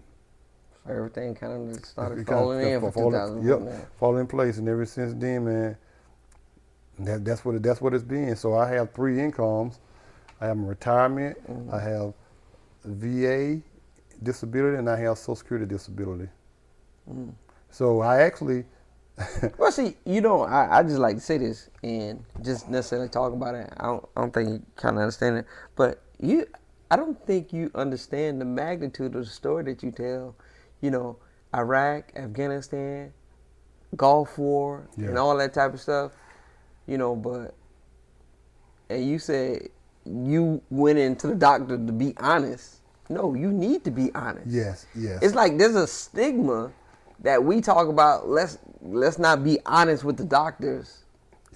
Yeah. Why do you think that is? Why people don't want to go in and just be honest and tell people how they feel? What is the stigma behind it? Like you said, with me, when I say I was too honest, because I haven't even mentioned it now, but I'm gonna tell you now. When I went to the Gulf War, there was a situation where this little 10-year-old girl, they believe in their religion, they believe so much over there until they would sacrifice their kids. So so what they would do, they would strap bombs to their kids and make them walk towards your convoy. When you get to a convoy, they have the trigger and they'll blow their kids up. If they kill one Marine or one soldier, they feel like it was worth it to them. So this one incident was that this little girl, it was hot, like 120 degrees. She had this full trench style coat, but you can tell she had some up under it.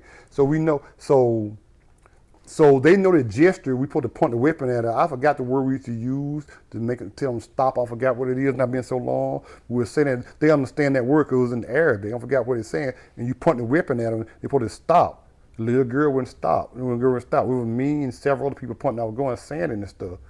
When the girl got within 30 feet of us, we was instructed to fire and shoot. So myself and several of the people, we shot it. When we shot her, the little girl was killed. She didn't explode or anything, but after they investigated and looking on the coat, she did have a bomb strapped to her and stuff. And that's where a lot of my PTSD comes in at, because I don't know if my bullet or whatever, but I did aim in and I did Pull the trigger 3 or 4 times.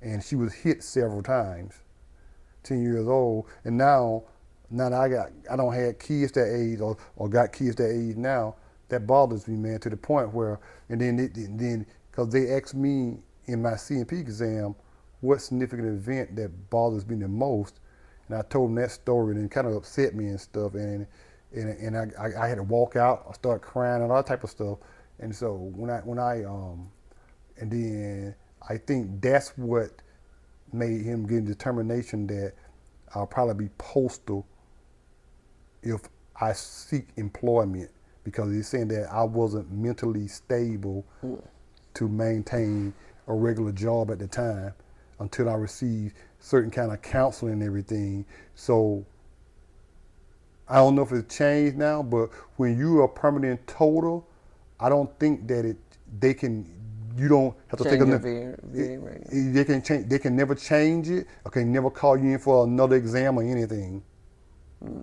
And so, and that's how. And that's when I say that I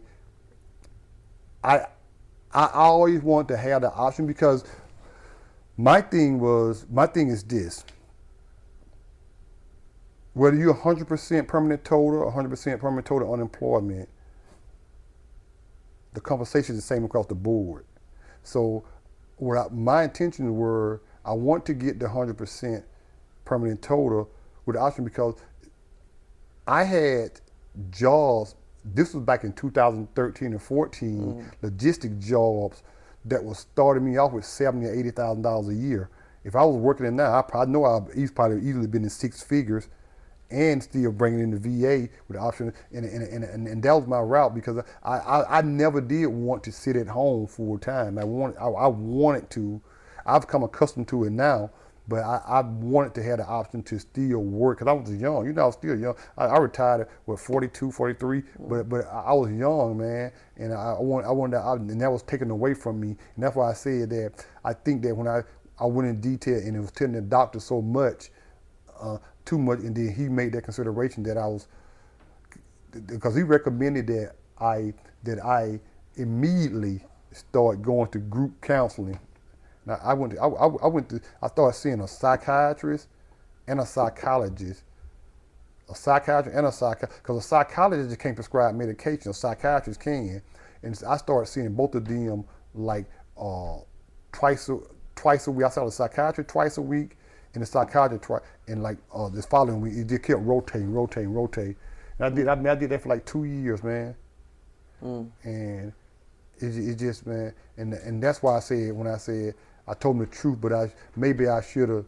I don't know if he just took it off my emotions, how much it upset me, or he just, that the trauma behind it, or what the event, he thought that I couldn't handle being employed, or whatever the case may be. Okay.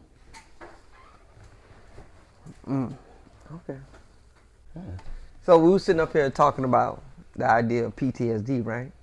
So we're gonna ask it two different ways. One, did you feel like that, hindered you from parenting or being a husband or anything like that? Did you, like, you're a little older now, but just think about that transition, you going through all that treatment and all that stuff. Do you feel like that negatively affected you as a husband or a parent? Do you think so? Yes. My PTSD is one of the reasons I got divorced a second time from my second wife. How do you say that? What do you mean? Because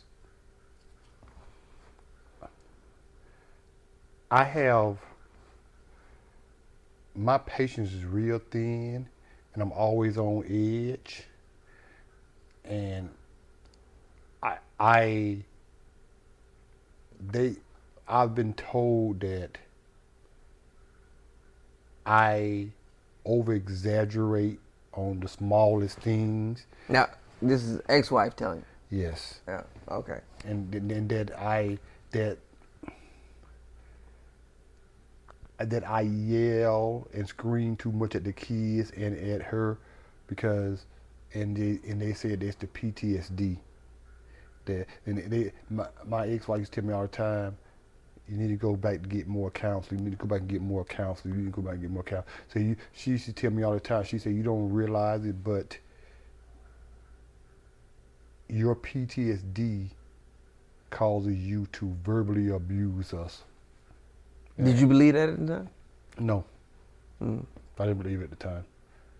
What do you believe in now, or are you still 50-50 about it? Yeah, looking back on it, some of it could be. There's time when I think about certain incidents, I could say yes. I don't think it's totally 100%, but I can still get some instances and say yes.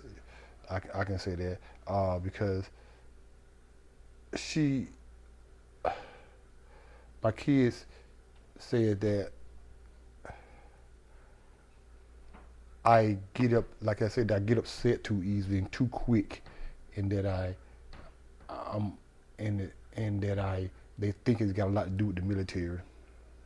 Kids say that. Yes. So we was talking about a little bit beforehand. All the stuff that you've been through, the wars, the military, all those years of service, 20 years of service. Mm-hmm.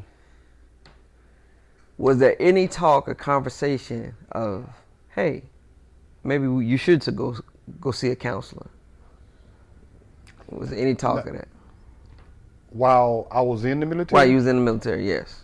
No. Like I said, while I was in on active duty military, So the first time you got exposed to counseling is after retirement, going to VA. Post-retirement through the VA.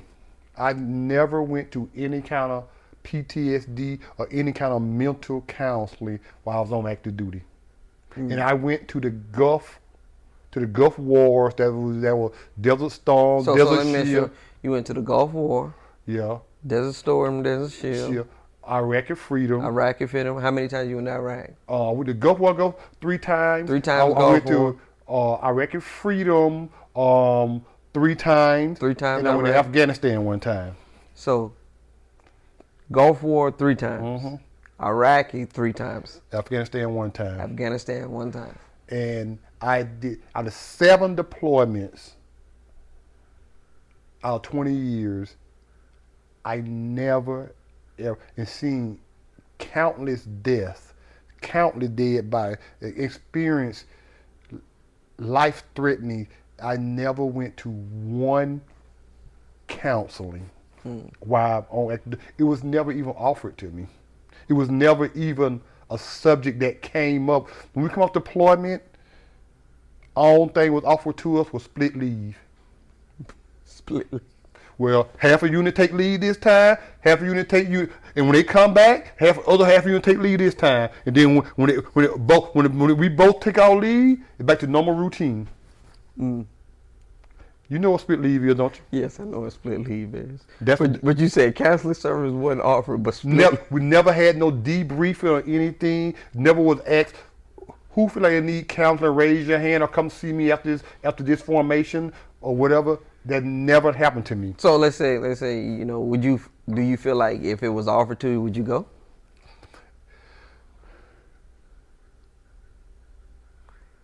Right now, No. At the time in the military, when you was serving active duty, if they would no, offered, I probably wouldn't have went. Why? I wouldn't have went for my pride reasons, even though I knew I needed it, because of the stigma of how you looked, how it's frowned upon, especially in a leadership position. What do you mean? What do you mean? Because as a leader, they expect for you to set the example and be there, and I don't know if it's every service, but in the Marine Corps, if there's a stigma where if you're sick or require medical attention all the time, you're looked upon as being weak. And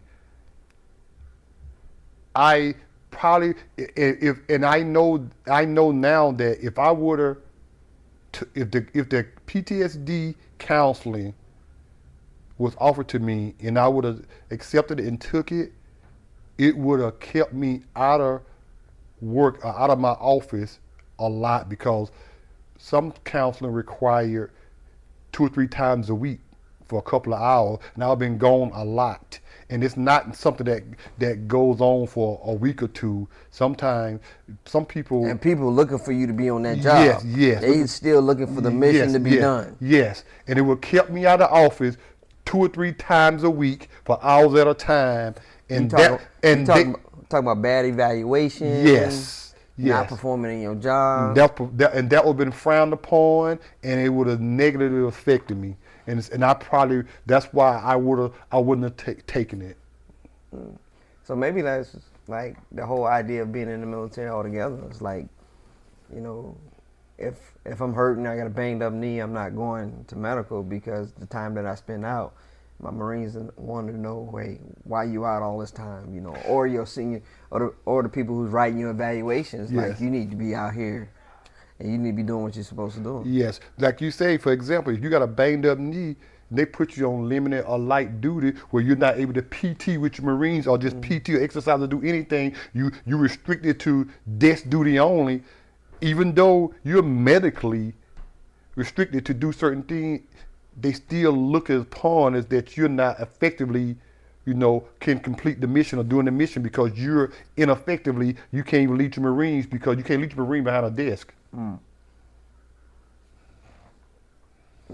Say for instance, if I'm on light duty and that put me in a non-deployable status, that's looked as being that's frowned upon too as in a leadership position. Because you can't deploy. You can't deploy, and if you lead a position, now they saying so. If imagine if you S1 chief, you S2 chief, S3 chief, S4 chief can't deploy. That affects that person. It shouldn't, but I know you're saying S4, but I just want to make sure we're talking about the logistic chief, the person that's required to pack all the weapons, equipments, and everybody's gear on a plane, the ship, and everything like that. Yes. If I'm not effectively able to do that, even though I'm 1% legitimately injured, I'd rather suck it up and deal with it than to go to the doctor and get treated for it. And just have that label on. Label on you. Yep. Then have that label on me that I'm weak and I'm not doing my job. I'm not performing my job. Useless. Where we don't need him. Then after you retire, the first time you see counseling or anything like that is post-retirement. Yes. How do you feel?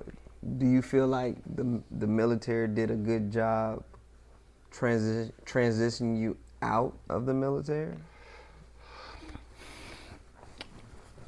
I don't feel they did. When I went to my retirement classes, when I was getting ready to retire, a couple of months before I retired, a VA rep came in there and he taught for 1 hour out of the whole week of retirement classes. It probably, if I recall, he didn't even take up his whole hour time frame, and he spoke on it, and they briefly went over it. I don't think that if it wasn't for my brother had already went through the experience of knowing what to do, I don't think I'll be sitting here now saying that I'm 100% because I was lost. It was just my brother saved me because somebody helped him and he passed it on to me, and he passed it on to me. Yeah, that's something that I learned. It's like you get more help from retirees than you do people. But a lot of us just like active duty. A lot of us just don't know the system. I do not know the system. At the time when I came out, like now you can do everything online. When I retired, it was still paperwork you had to fill out and physically go turn into the regional office. I did. My brother sat down with me hours and hours and hours and helped me fill out my VA claim, handwriting it, and physically drive down to the regional office in Decatur and dropping it off to the regional representative. So when you filed your VA claim, like your brother helped you. Yes. You didn't have a representative from No. Oh. I never had a representative. Because now they got these they call them VSO, a veterans kind service officer, whatever. Service officer that help you help fill out your claim. No. So there's a lot of veterans out there that are not getting care, couldn't get care because they didn't know how to get care. I had none of that. I think I was just blessed, man, because I didn't even think I was gonna get approved for it. Even though, like I said, I deployed 7 times, but my medical record didn't reflect that because it's all about evidence when it comes to the VA. Not what you say. Not what you say. You got to be able to prove it. Whatever you prove. You got to prove it. And whatever's not in your medical record. My medical record didn't reflect my VA claim. And so I didn't think I was going to get approved because of everything I was saying wrong with me. I have no track record of going to the doctor for it, even though it was wrong with me. Because I didn't go to the doctor like I should. I didn't go to medical like I was supposed to for the very reason we just talked about. And I thought I was going to get denied. Didn't think I was going to get 100%. So, I just want to make sure, okay, got all that. Now, what year did you get divorced from your second wife? I got divorced from my second wife in January 2020. 2020. So you came here 14. This house 14, 2020. Yes, we got divorced. Divorce and stuff like that. But you did get remarried. Yes, I got remarried, and as a matter of fact, I got remarried, and I'm currently married on February 14th, 2023, which was a year and a half ago. So, what makes you keep getting remarried? Some men have this stigma, like, I'm only doing it once. Bump that. It's like. That's a good question. Have you thought about that, or you just haven't thought it? Yeah, I thought about when we grew married, because I'm family oriented. Yeah, always been. And I like family, and I knew that my current wife was the person I wanted to be with. She was here with me, already living with me. I didn't foresee her going anywhere, and so I'm 55 years old. And I can't be, at 55, it just don't sound right saying, hey, this is my girlfriend. So where'd you meet your current wife at? We actually met online. Online? What's that? Tinder. So what happened was we met on Tinder because I had created an account, and I guess on Tinder account you can put how far you want the radius. The radius. I put 100 miles. So Nika, my current wife, daughter, created her account. They were still in that. My wife is from Nassau, Bahamas. She was still living in Bahamas. So, but when she created an account, her daughter put that she was living in Atlanta. So she came across my page. And so when she came across the page, she had pictures of there. I didn't like the pictures. And I think on Tinder, if you like somebody's picture, that person get notified that you like their picture. And she liked my pictures back, and I think I sent her a message, and we started chatting like that. And that's how and then we just started talking every day on the phone. And then so y'all talked on the phone before y'all met? Yeah, we talked on the phone like for a month before we met. Okay. Then she got family in Florida, so she used to always come to Florida a lot, to Fort Lauderdale, Florida. And we made arrangement to meet up in Fort Lauderdale, Florida one weekend. And we made arrangement, and that's how we ended up meeting. And then from there, we've been together ever since.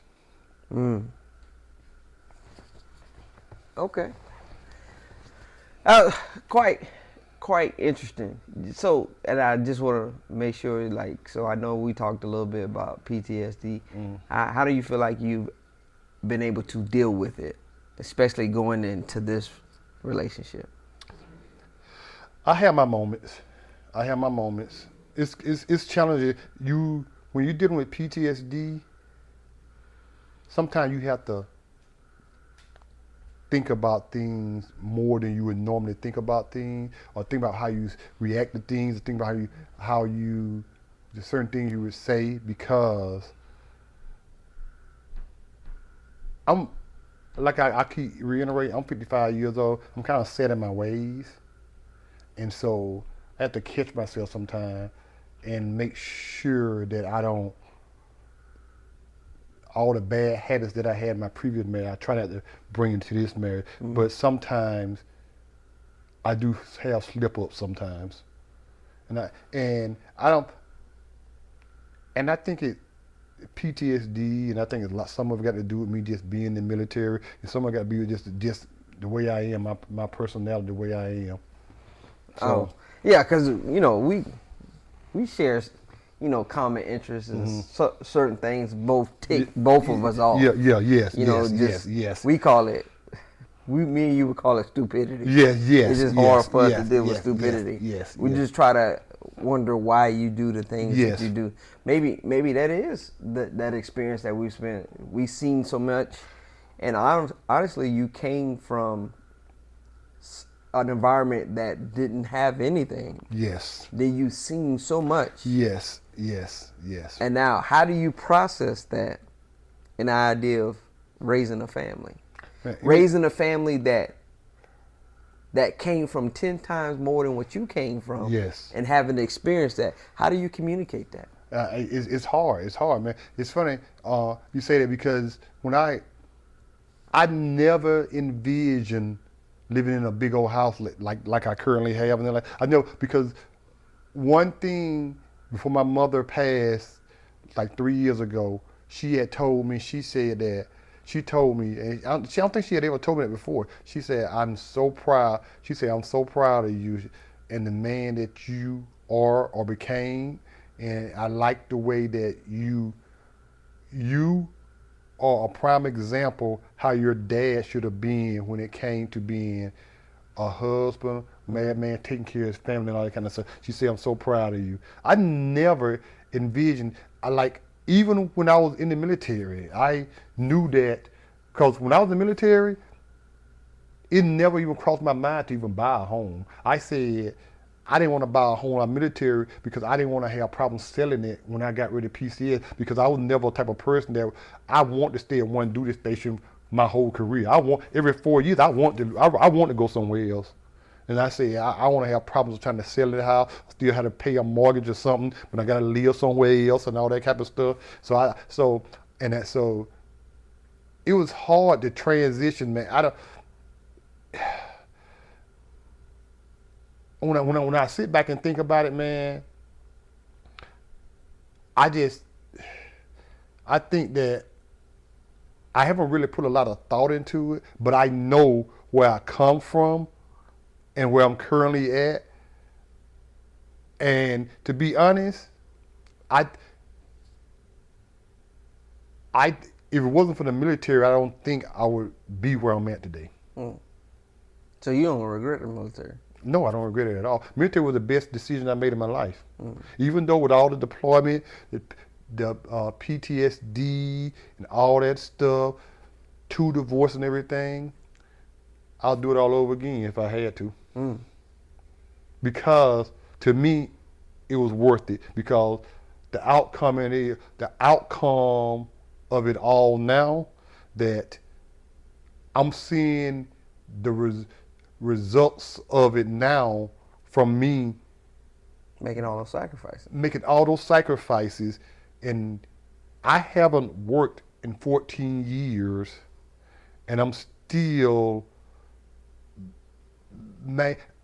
as I sit here now, and I make more now from working the last 14 years that I made when I was in the military, but that's due to the military. Yeah, it's due to the military. 20 years you spent in the military, right? What is some good memories that you remember that you like to share? Oh, I got some good memories.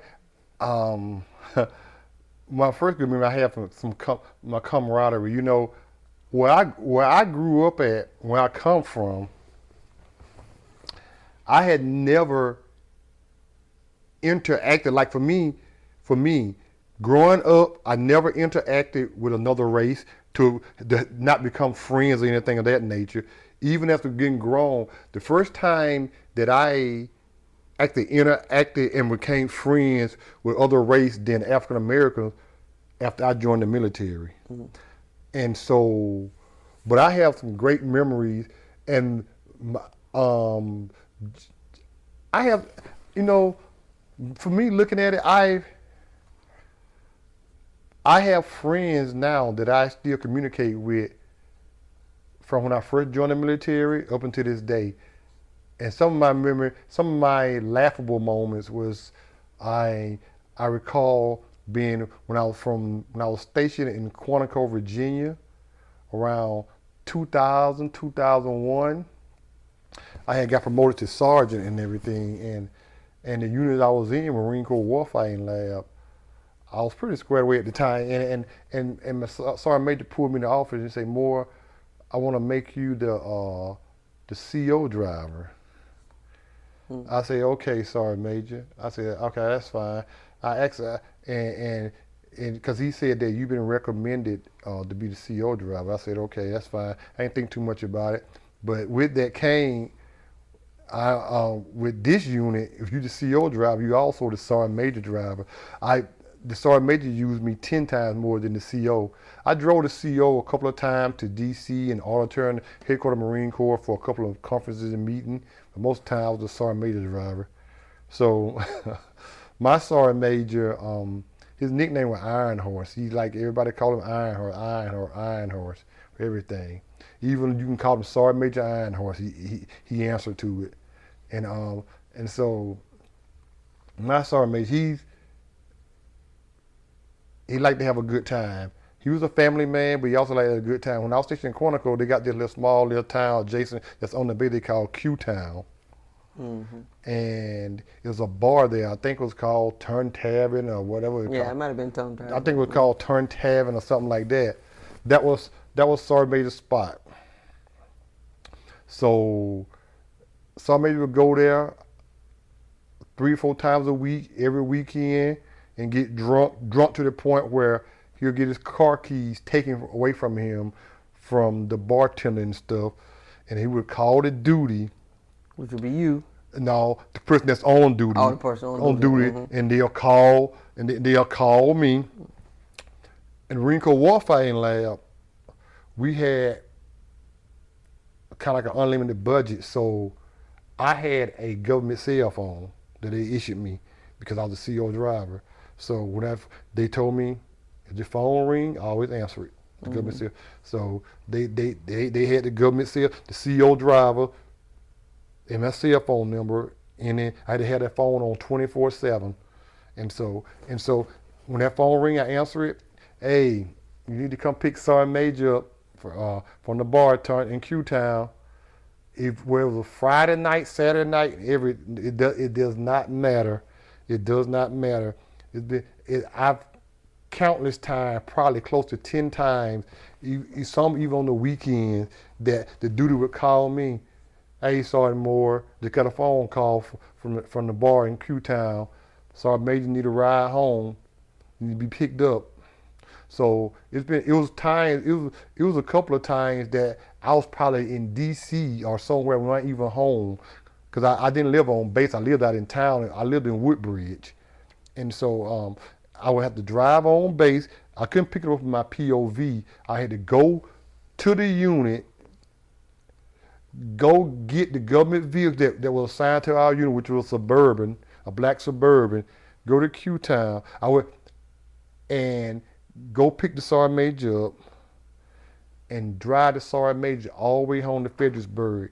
I did that several times. Several times. How did you feel about that?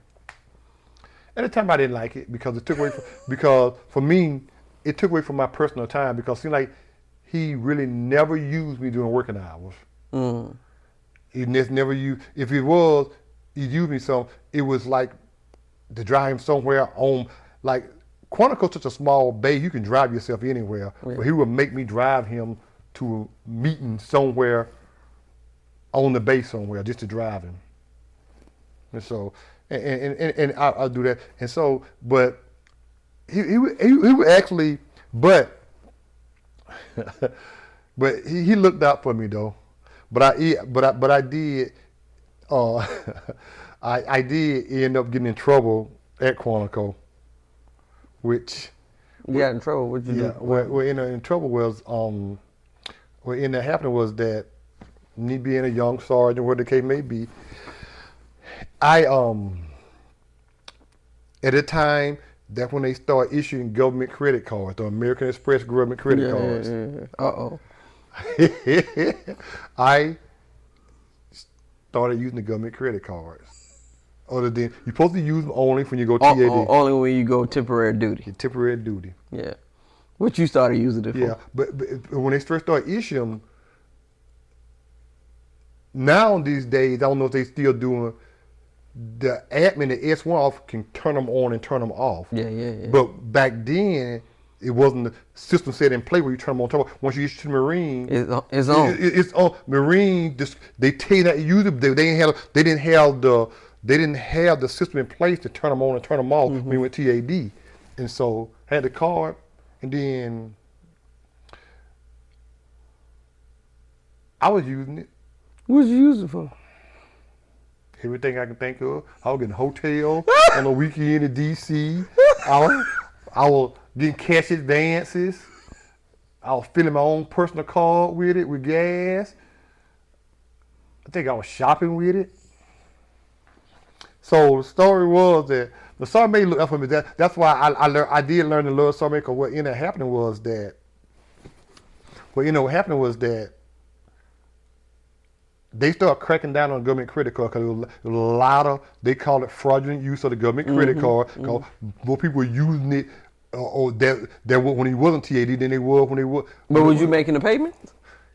Yes, but I was making the payment, but they start cracking down on it to the point where they start sending reports to the units. And they had S1 screw up the reports. Everybody using their government credit card, and they checking to make, hey, did this Marine have orders during this time when you're using the card? Made that purchase. Then they had this.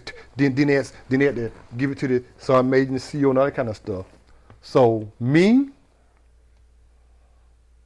and 4 other Marines in my unit, we all got NJP for it. Oh wow.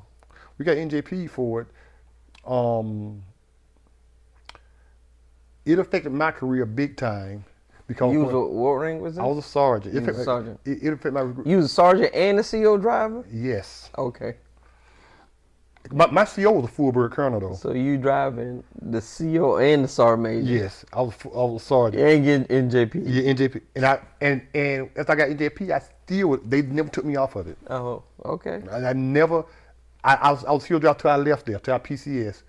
And the story behind it is that it affected my career big time because when I got NJP, I was in the zone for staff sergeant. Oh. Yes. I was in the zone for staff sergeant.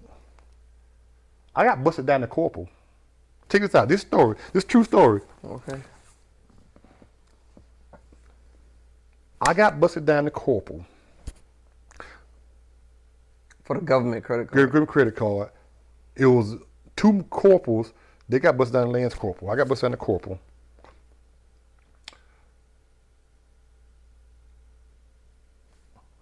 This is a true story. I gotta get it right from the other side. Pause. I got busted down to corporal, and this is the truth. In I think it was in 2001. That same sergeant major that I was telling you about. Yeah. He got my rank reinstated with my original data rank. The following year, I went from corporal in 2001, and I was a staff sergeant in 2002. Oh wow. He got my rank reinstated with my original data rank, and when he got my rank reinstated, my original data rank, it got reinstated. When I got my rank reinstated, my original data rank, it automatically put me right back in the zone for staff sergeant again. I got selected for staff sergeant. And got selected for staff sergeant. But the only thing what ended up happening was that why I ended up staying in staff sergeant, because what ended up happening was that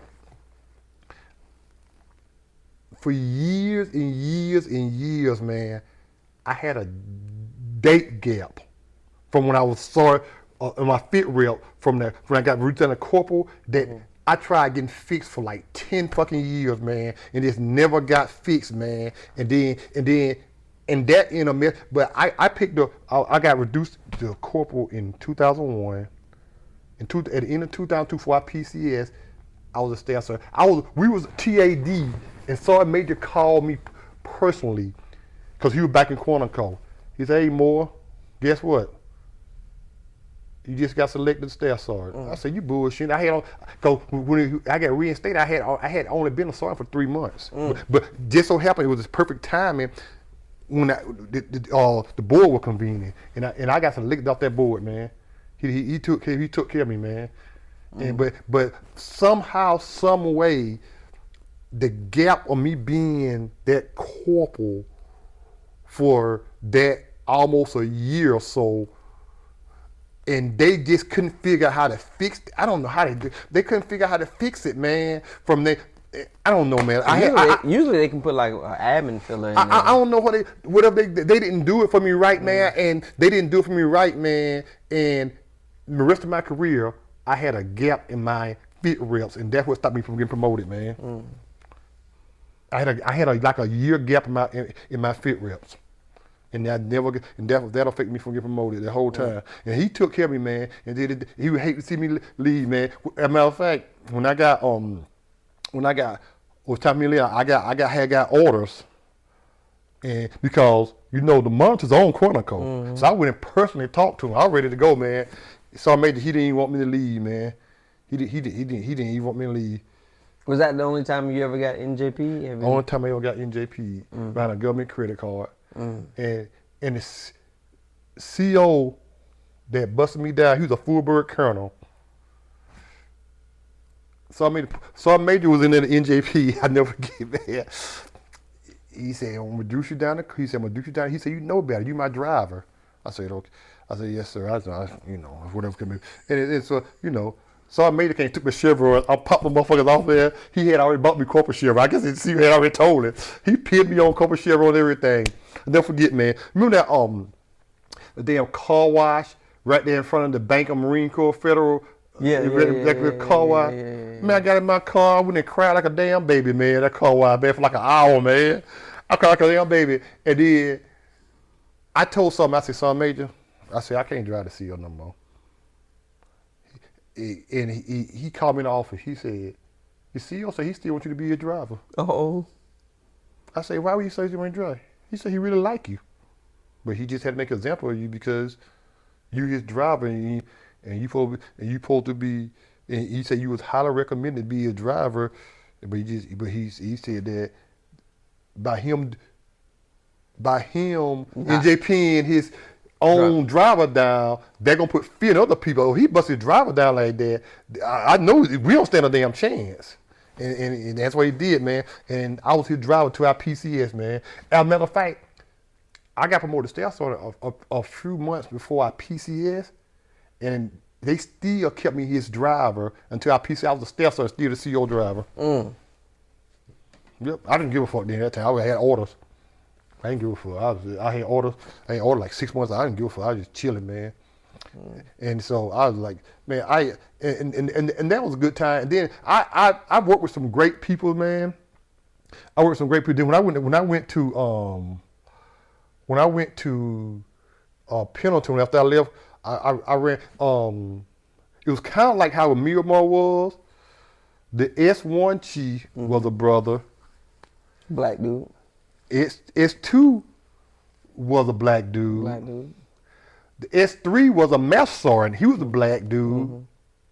My S4, I was at this unit, there was an S4 chief, and then there was an embarkation chief. I was the embarkation chief. Y'all black. The S4 chief was a black dude. And so it was all brother. We all came together. We deployed together and everything, man. And in that time we went over there, all the staff. So as a chief level, was this ever the first time that you had all? First time, yeah. First time. Because being that I had missed and got in trouble, I was a young staff sergeant. I wasn't even staff sergeant 6 months when I had PCS there. And so, and that was all. And I actually enjoyed it. We had some good times. The master sergeant, man, he lived in Temecula. He used to invite us all over to the house, man. We would go playing cards and spades and all type of stuff. His wife was a chef, man. She used to be cooking for us, man. She only invite the black staff in CO. She'd be cooking for us, man. Having cookouts on the weekends and stuff. He had a house, man. He had a pool in his house.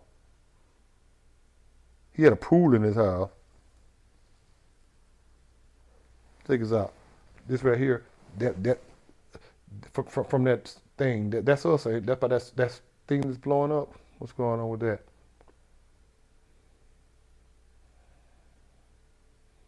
It's something else. And so Cause by the time when I met you at California, I met you in California. We was in Miramar. When we was in Miramar, it was crazy because when I first got there, you was the logistics chief. You was S4. S2 was McKnight. He was a black guy. You black guy S4. S3 was me. Yep. I was a black guy. S1 chief was a gunny. Yeah. But it was Asian dude. Yeah. But he did have a sergeant that was kind of like Dogan, whatever. Dogan, yeah. Dogan. So S1, S2, S3, S4, all of us, and then we got ready to deploy.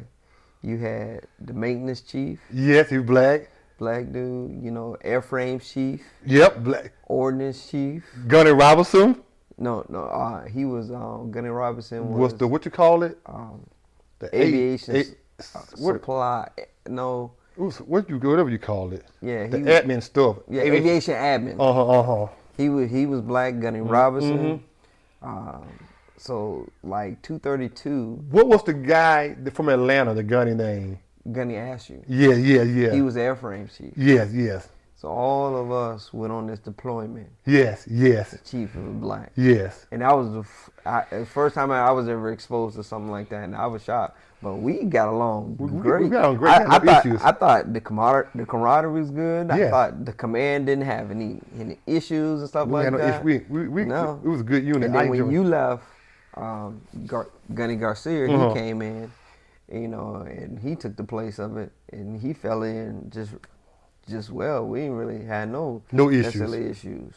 The way we dealt with Marines, it was all like collectively, like your Marine was my Marine. Yeah. If you got on to mine, I got on to yours. It was everything that we took care of each other. It was a good group, but then we all had the PCS and stuff. We had to go to different duty stations, but it was a good time. But it's necessarily about you, but anyway. So you said that was good time you being NJP?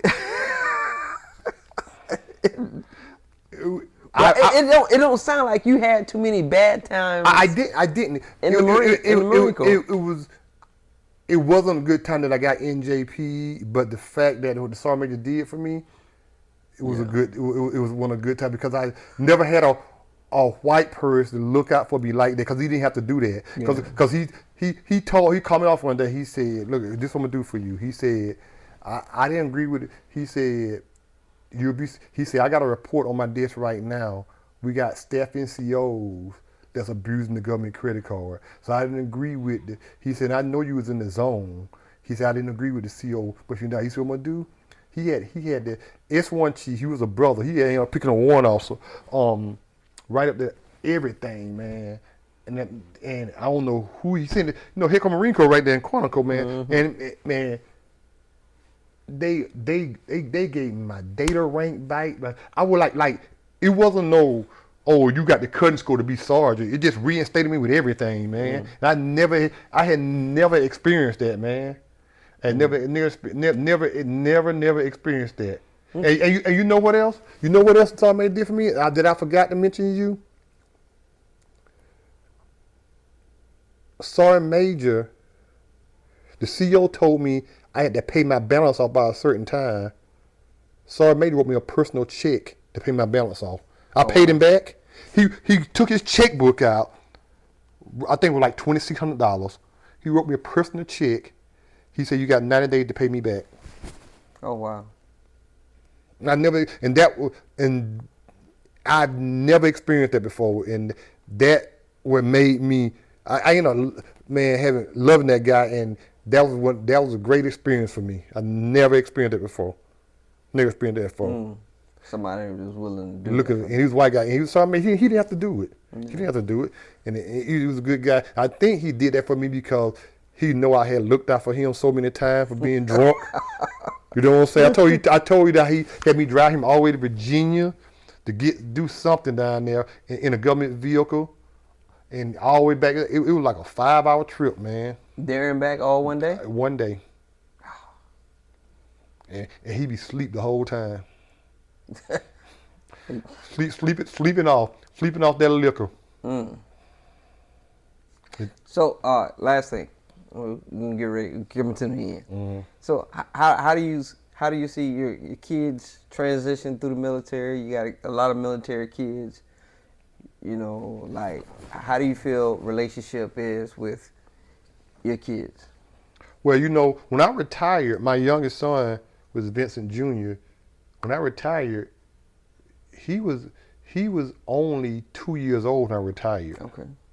Because he was born in 2007, and I retired in 2009. So all he knows is Georgia. All he knows is Georgia. When we moved here in December 2009, he was 2 years and 3 months old. But he was born in San Diego, California. San Diego, California. And my wife at that time, she already had two daughters, which is Marisha and Maya, and they was young when I met them. Because when I met her, I think Maya was 1 year old and Marisha was like 3 or 4 years old at the time. And the transition was that when I met their mom and got their mom, they wasn't even in school. They weren't even school age then. Mm. And so the transition was like so. For me in that situation, it wasn't that bad because we never left California or had to uproot them until I retired. Yeah. Because when I met them, So everybody was relatively young when you were yes, and I was and I met them at Pendleton, and then when I left Pendleton, I went to Miramar. They was in San Diego the whole time. The only time they left San Diego when I retired and moved to Atlanta. So the transition wasn't that hard because they didn't have to experience me going from do this station to do this station to do this station. VJ only moved one time, moved from San Diego to Atlanta. But he was probably young enough. Yeah, He probably all three of them moved one time from San Diego to Atlanta. That was it. And how do you feel like they adjusted here? I think it's just that they actually like it because they have had the opportunity to move or leave to go elsewhere now since their age, and they have chosen still to stay here. You know, and so I think they like because Atlanta shows them that a African American black person can be successful, can be anything they choose to be. You didn't necessarily see that in California because, as I recall, I don't even recall my kids even having a black teacher in California. So let me make a point. When you say, a place like in Atlanta, that your child can actually get to see that they can be what they want to be, I like to just always clarify what that means. Like since I've been here in this area, dentists, people that work at dentists are black. Yes. You have black dentists. You have black doctors. Yes. You have black veterinarians, Yes. black teachers. You have black judges, black lawyers. You have black cops, police chiefs, fire chiefs, city councilmen, state, like in every facet of the government and job, you see black people. Yes. There's not a shortage of a black person that's not in any position. And that's not something they was accustomed to. You don't see that in San Diego, California. No, you don't see that in a lot of places. Yes. But people don't believe it exists. But here it's like, Yes. It's the norm. it's normal. Yeah. It's the norm. Like people, like black people that work on power lines. Yes. They're electricians, plumbers. Even in your field, like they didn't have like black teachers or nothing. And like you go to these schools here in Atlanta, majority of the teachers are black. Yeah. Black male teachers, female teachers. Yeah, yes, and you know that tells you that every one of those teachers, every one of them have education. Yes. They've been to college and graduated. Yes. Doctors, masters, Yes. bachelors. Yes. Using their education. It's all over the place here. Yes. Yes. And it just is amazing me. Like we flew to Bahamas, man. My wife had lost her dad. 2 black pilots was the pilots. I'd never experienced that, man. 2 black male pilots, man. I had never seen that until I was in Atlanta. It's amazing, man. And so I think that here in Atlanta, they have a opportunity and they have to drive this to want to do better. Because in California, just the cost of living alone, man, you have to. People live there and they don't know how to do it, but I don't know how they do it, man, because it's so expensive out there. Yeah. But it's done. Well, I guess you get some. And what I do like to know is you also see poor black people, and you also see rich, and I want to say wealthy black people. That's true. You see a whole block of people, many mansions, you see a whole black people in projects. Yes. So it's like everything that you experience is here. Yeah, 100%. And I think it's always been an experience. My kids recognize that too when they came here. Yeah, like it was like mind blowing. Like for VJ, this is all he know. But Richard Meyer, older Richard Meyer, because Richard was when we moved here. Richard was in where Richard was in Like going to middle school or middle something? school, like in 8th grade. I think Maya was like in the like she was in the 8th grade. Maya was in the 5th grade. So they was old enough to see and realize. You know what I'm saying? VJ wasn't even in school, man, which has worked out kind of good with my retirement because I've been hands-on physically being a stay-at-home parent with VJ since 2013. Mm-hmm. Back and forth to schools, appointments. Yeah, and all because that stuff. VJ didn't start riding the bus until he was in middle school. So from kindergarten to 5th grade, I drove him to school and picked him up every single day for 5 years straight. Mm. 5 years straight. Then in middle school, he asked me I was still gonna do it because I had got to know him. He asked me could he start riding the bus. Okay. And last thing, is there anything else that you want to say?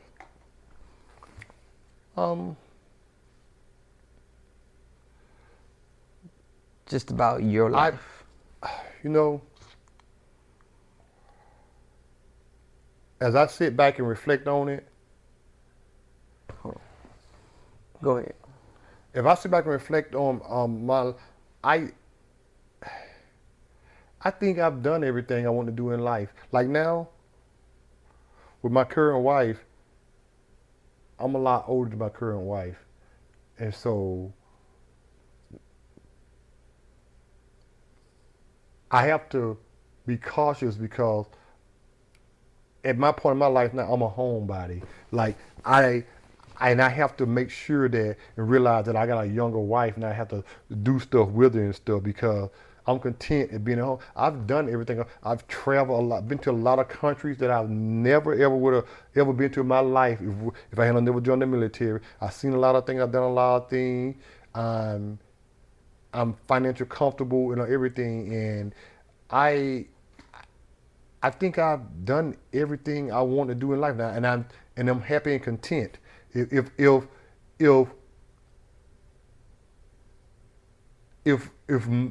If my life were to come to an end, I would say, my words would be, I lived a good life, man. I enjoyed myself. I done everything that I want to do in life. I really do. I don't think that I have any regrets because I think sometimes people are in your life for a reason and a season. So I'm with who I'm with right now, and I'm happy and content, and my life is comfortable, and I don't think I would change anything. I'm just glad to be that I'm still here. I'm glad to be. I've had some health scares and everything, but I'm dealing with that as we go, and I'm just but if I were to be taken away, I wouldn't, or if I got to a situation where I wasn't physically able to do anything, I don't think I would sit here and say, I wish I would have done this when I was able to. I wish I was done this when I was physically able to do it. I've done everything. Sometimes my wife will say, let's go do this, let's go do this, let's go do that. And sometimes I just force myself to do it because I don't done everything I want to do. Yeah. It's like repeating. Yes. Like what we gonna do? We gonna go to strip mall? I've been there. Yeah. Where we gonna go out to eat? I did it. Yeah. Like my wife, she never been to Vegas. She want to go to Vegas. Been to Vegas 20 times. She never been to California. She want to go to California. I spent 12 of my 20 years in California. She want to do that stuff. So the military have exposed us to so much. Yes. That people can't believe it. Yes. And so now I'm just living my life through my wife and my kids, man. Just trying to everything that I do with them, I've done, and so I just do it so they can experience. You know what I'm saying? Mm-hmm. Because I'm happy and content, man. Okay. Well, I would like to say this. I always try to conclude on a good note. I want to appreciate the time talking. But one of the things that I could always say that I take from it is that, like the idea of coming from a small town, living close inside a big city, in a 10 times bigger house, you could never envision that. But somehow you envision that. Yes. And made that vision happen. Yes. So just to sit up here and talk to you, I always tell I'm interested in so much of people's stories and the idea of where you came from to where you've been and what you've done. I've always heard the stories, and I like to capture them. I like just the people that's around in my life to capture those stories, to be able to show everybody else what I seen, what I know, and what I value in that journey. Because man, you've accomplished a lot. You have. And you said it best. It's like, man, you feel like I've reached the mountaintop. And sometimes you don't have to make $1 million to have touched the mountaintop. And something funny you said, because I already said, because one time you came over here to visit me and you asked me a question. You said, what's your definition of success? And you told me some people's definition of success is what they're currently doing. Yeah. And that might be success to them. Mm-hmm. Some people working in a fast food restaurant, that might be success to them because you don't know their story. Mm-hmm. And some people believe success is me earning $5 million, $10 million. Everybody's not going to be millionaires. Everybody's not going to be doctors. Everybody's not going to be lawyers. Everybody's not going to be there. Your success, everybody's success is different. And I honestly feel like that you're successful. I'm successful. I'm not rich, but I feel like I'm successful. I accomplished a lot of things that I never thought I would accomplish. And I feel like I'm successful. And I'm happy and content. I don't have no complaints, man. I live a comfortable life. I don't have to wake up, worry about my bills. I don't have to wake up. Man, it's comfortable. I'm telling you, I just don't, man, like I was telling you the story about, when I say we, as people, we always can find things to complain about. We always complain like when this little hurricane thing came through here and scared us in Georgia, what the case may be. People complaining, and I try to like say, you know what? We were blessed because all we did was lost power for a minute. And that was it, man. And I say people done lost everything, man. And you know something? Let your lights get cut off or your water get cut off or something. You get real humble. You get real humble. And people can't turn it back on. Can't turn it back on. You get real humble. Real quick. Real humble. It brings a humbleness out of you. I'll tell you that right now. You get real humble, man. Real humble. You don't realize, imagine the power being off right now, man. And you can't, and it ain't gonna come back on. And you sitting in this dark right here, man. You get real humble, man. And I appreciate the small things in life now, man. I don't need much, man. Like I say, I'm like, when you ask the question why I get married again, because I enjoy family, man. That at my point in my time in life now, I enjoy family. I enjoy having a wife and kids and just being a family person and just waking up every day and doing family things, getting the kids off to school, and I enjoy just that part of my life because I've done everything I want to do in my 20s and 30s. Now I'm in my 50s now, man, and I look at things differently now. And that what my happiness comes through taking care of my family.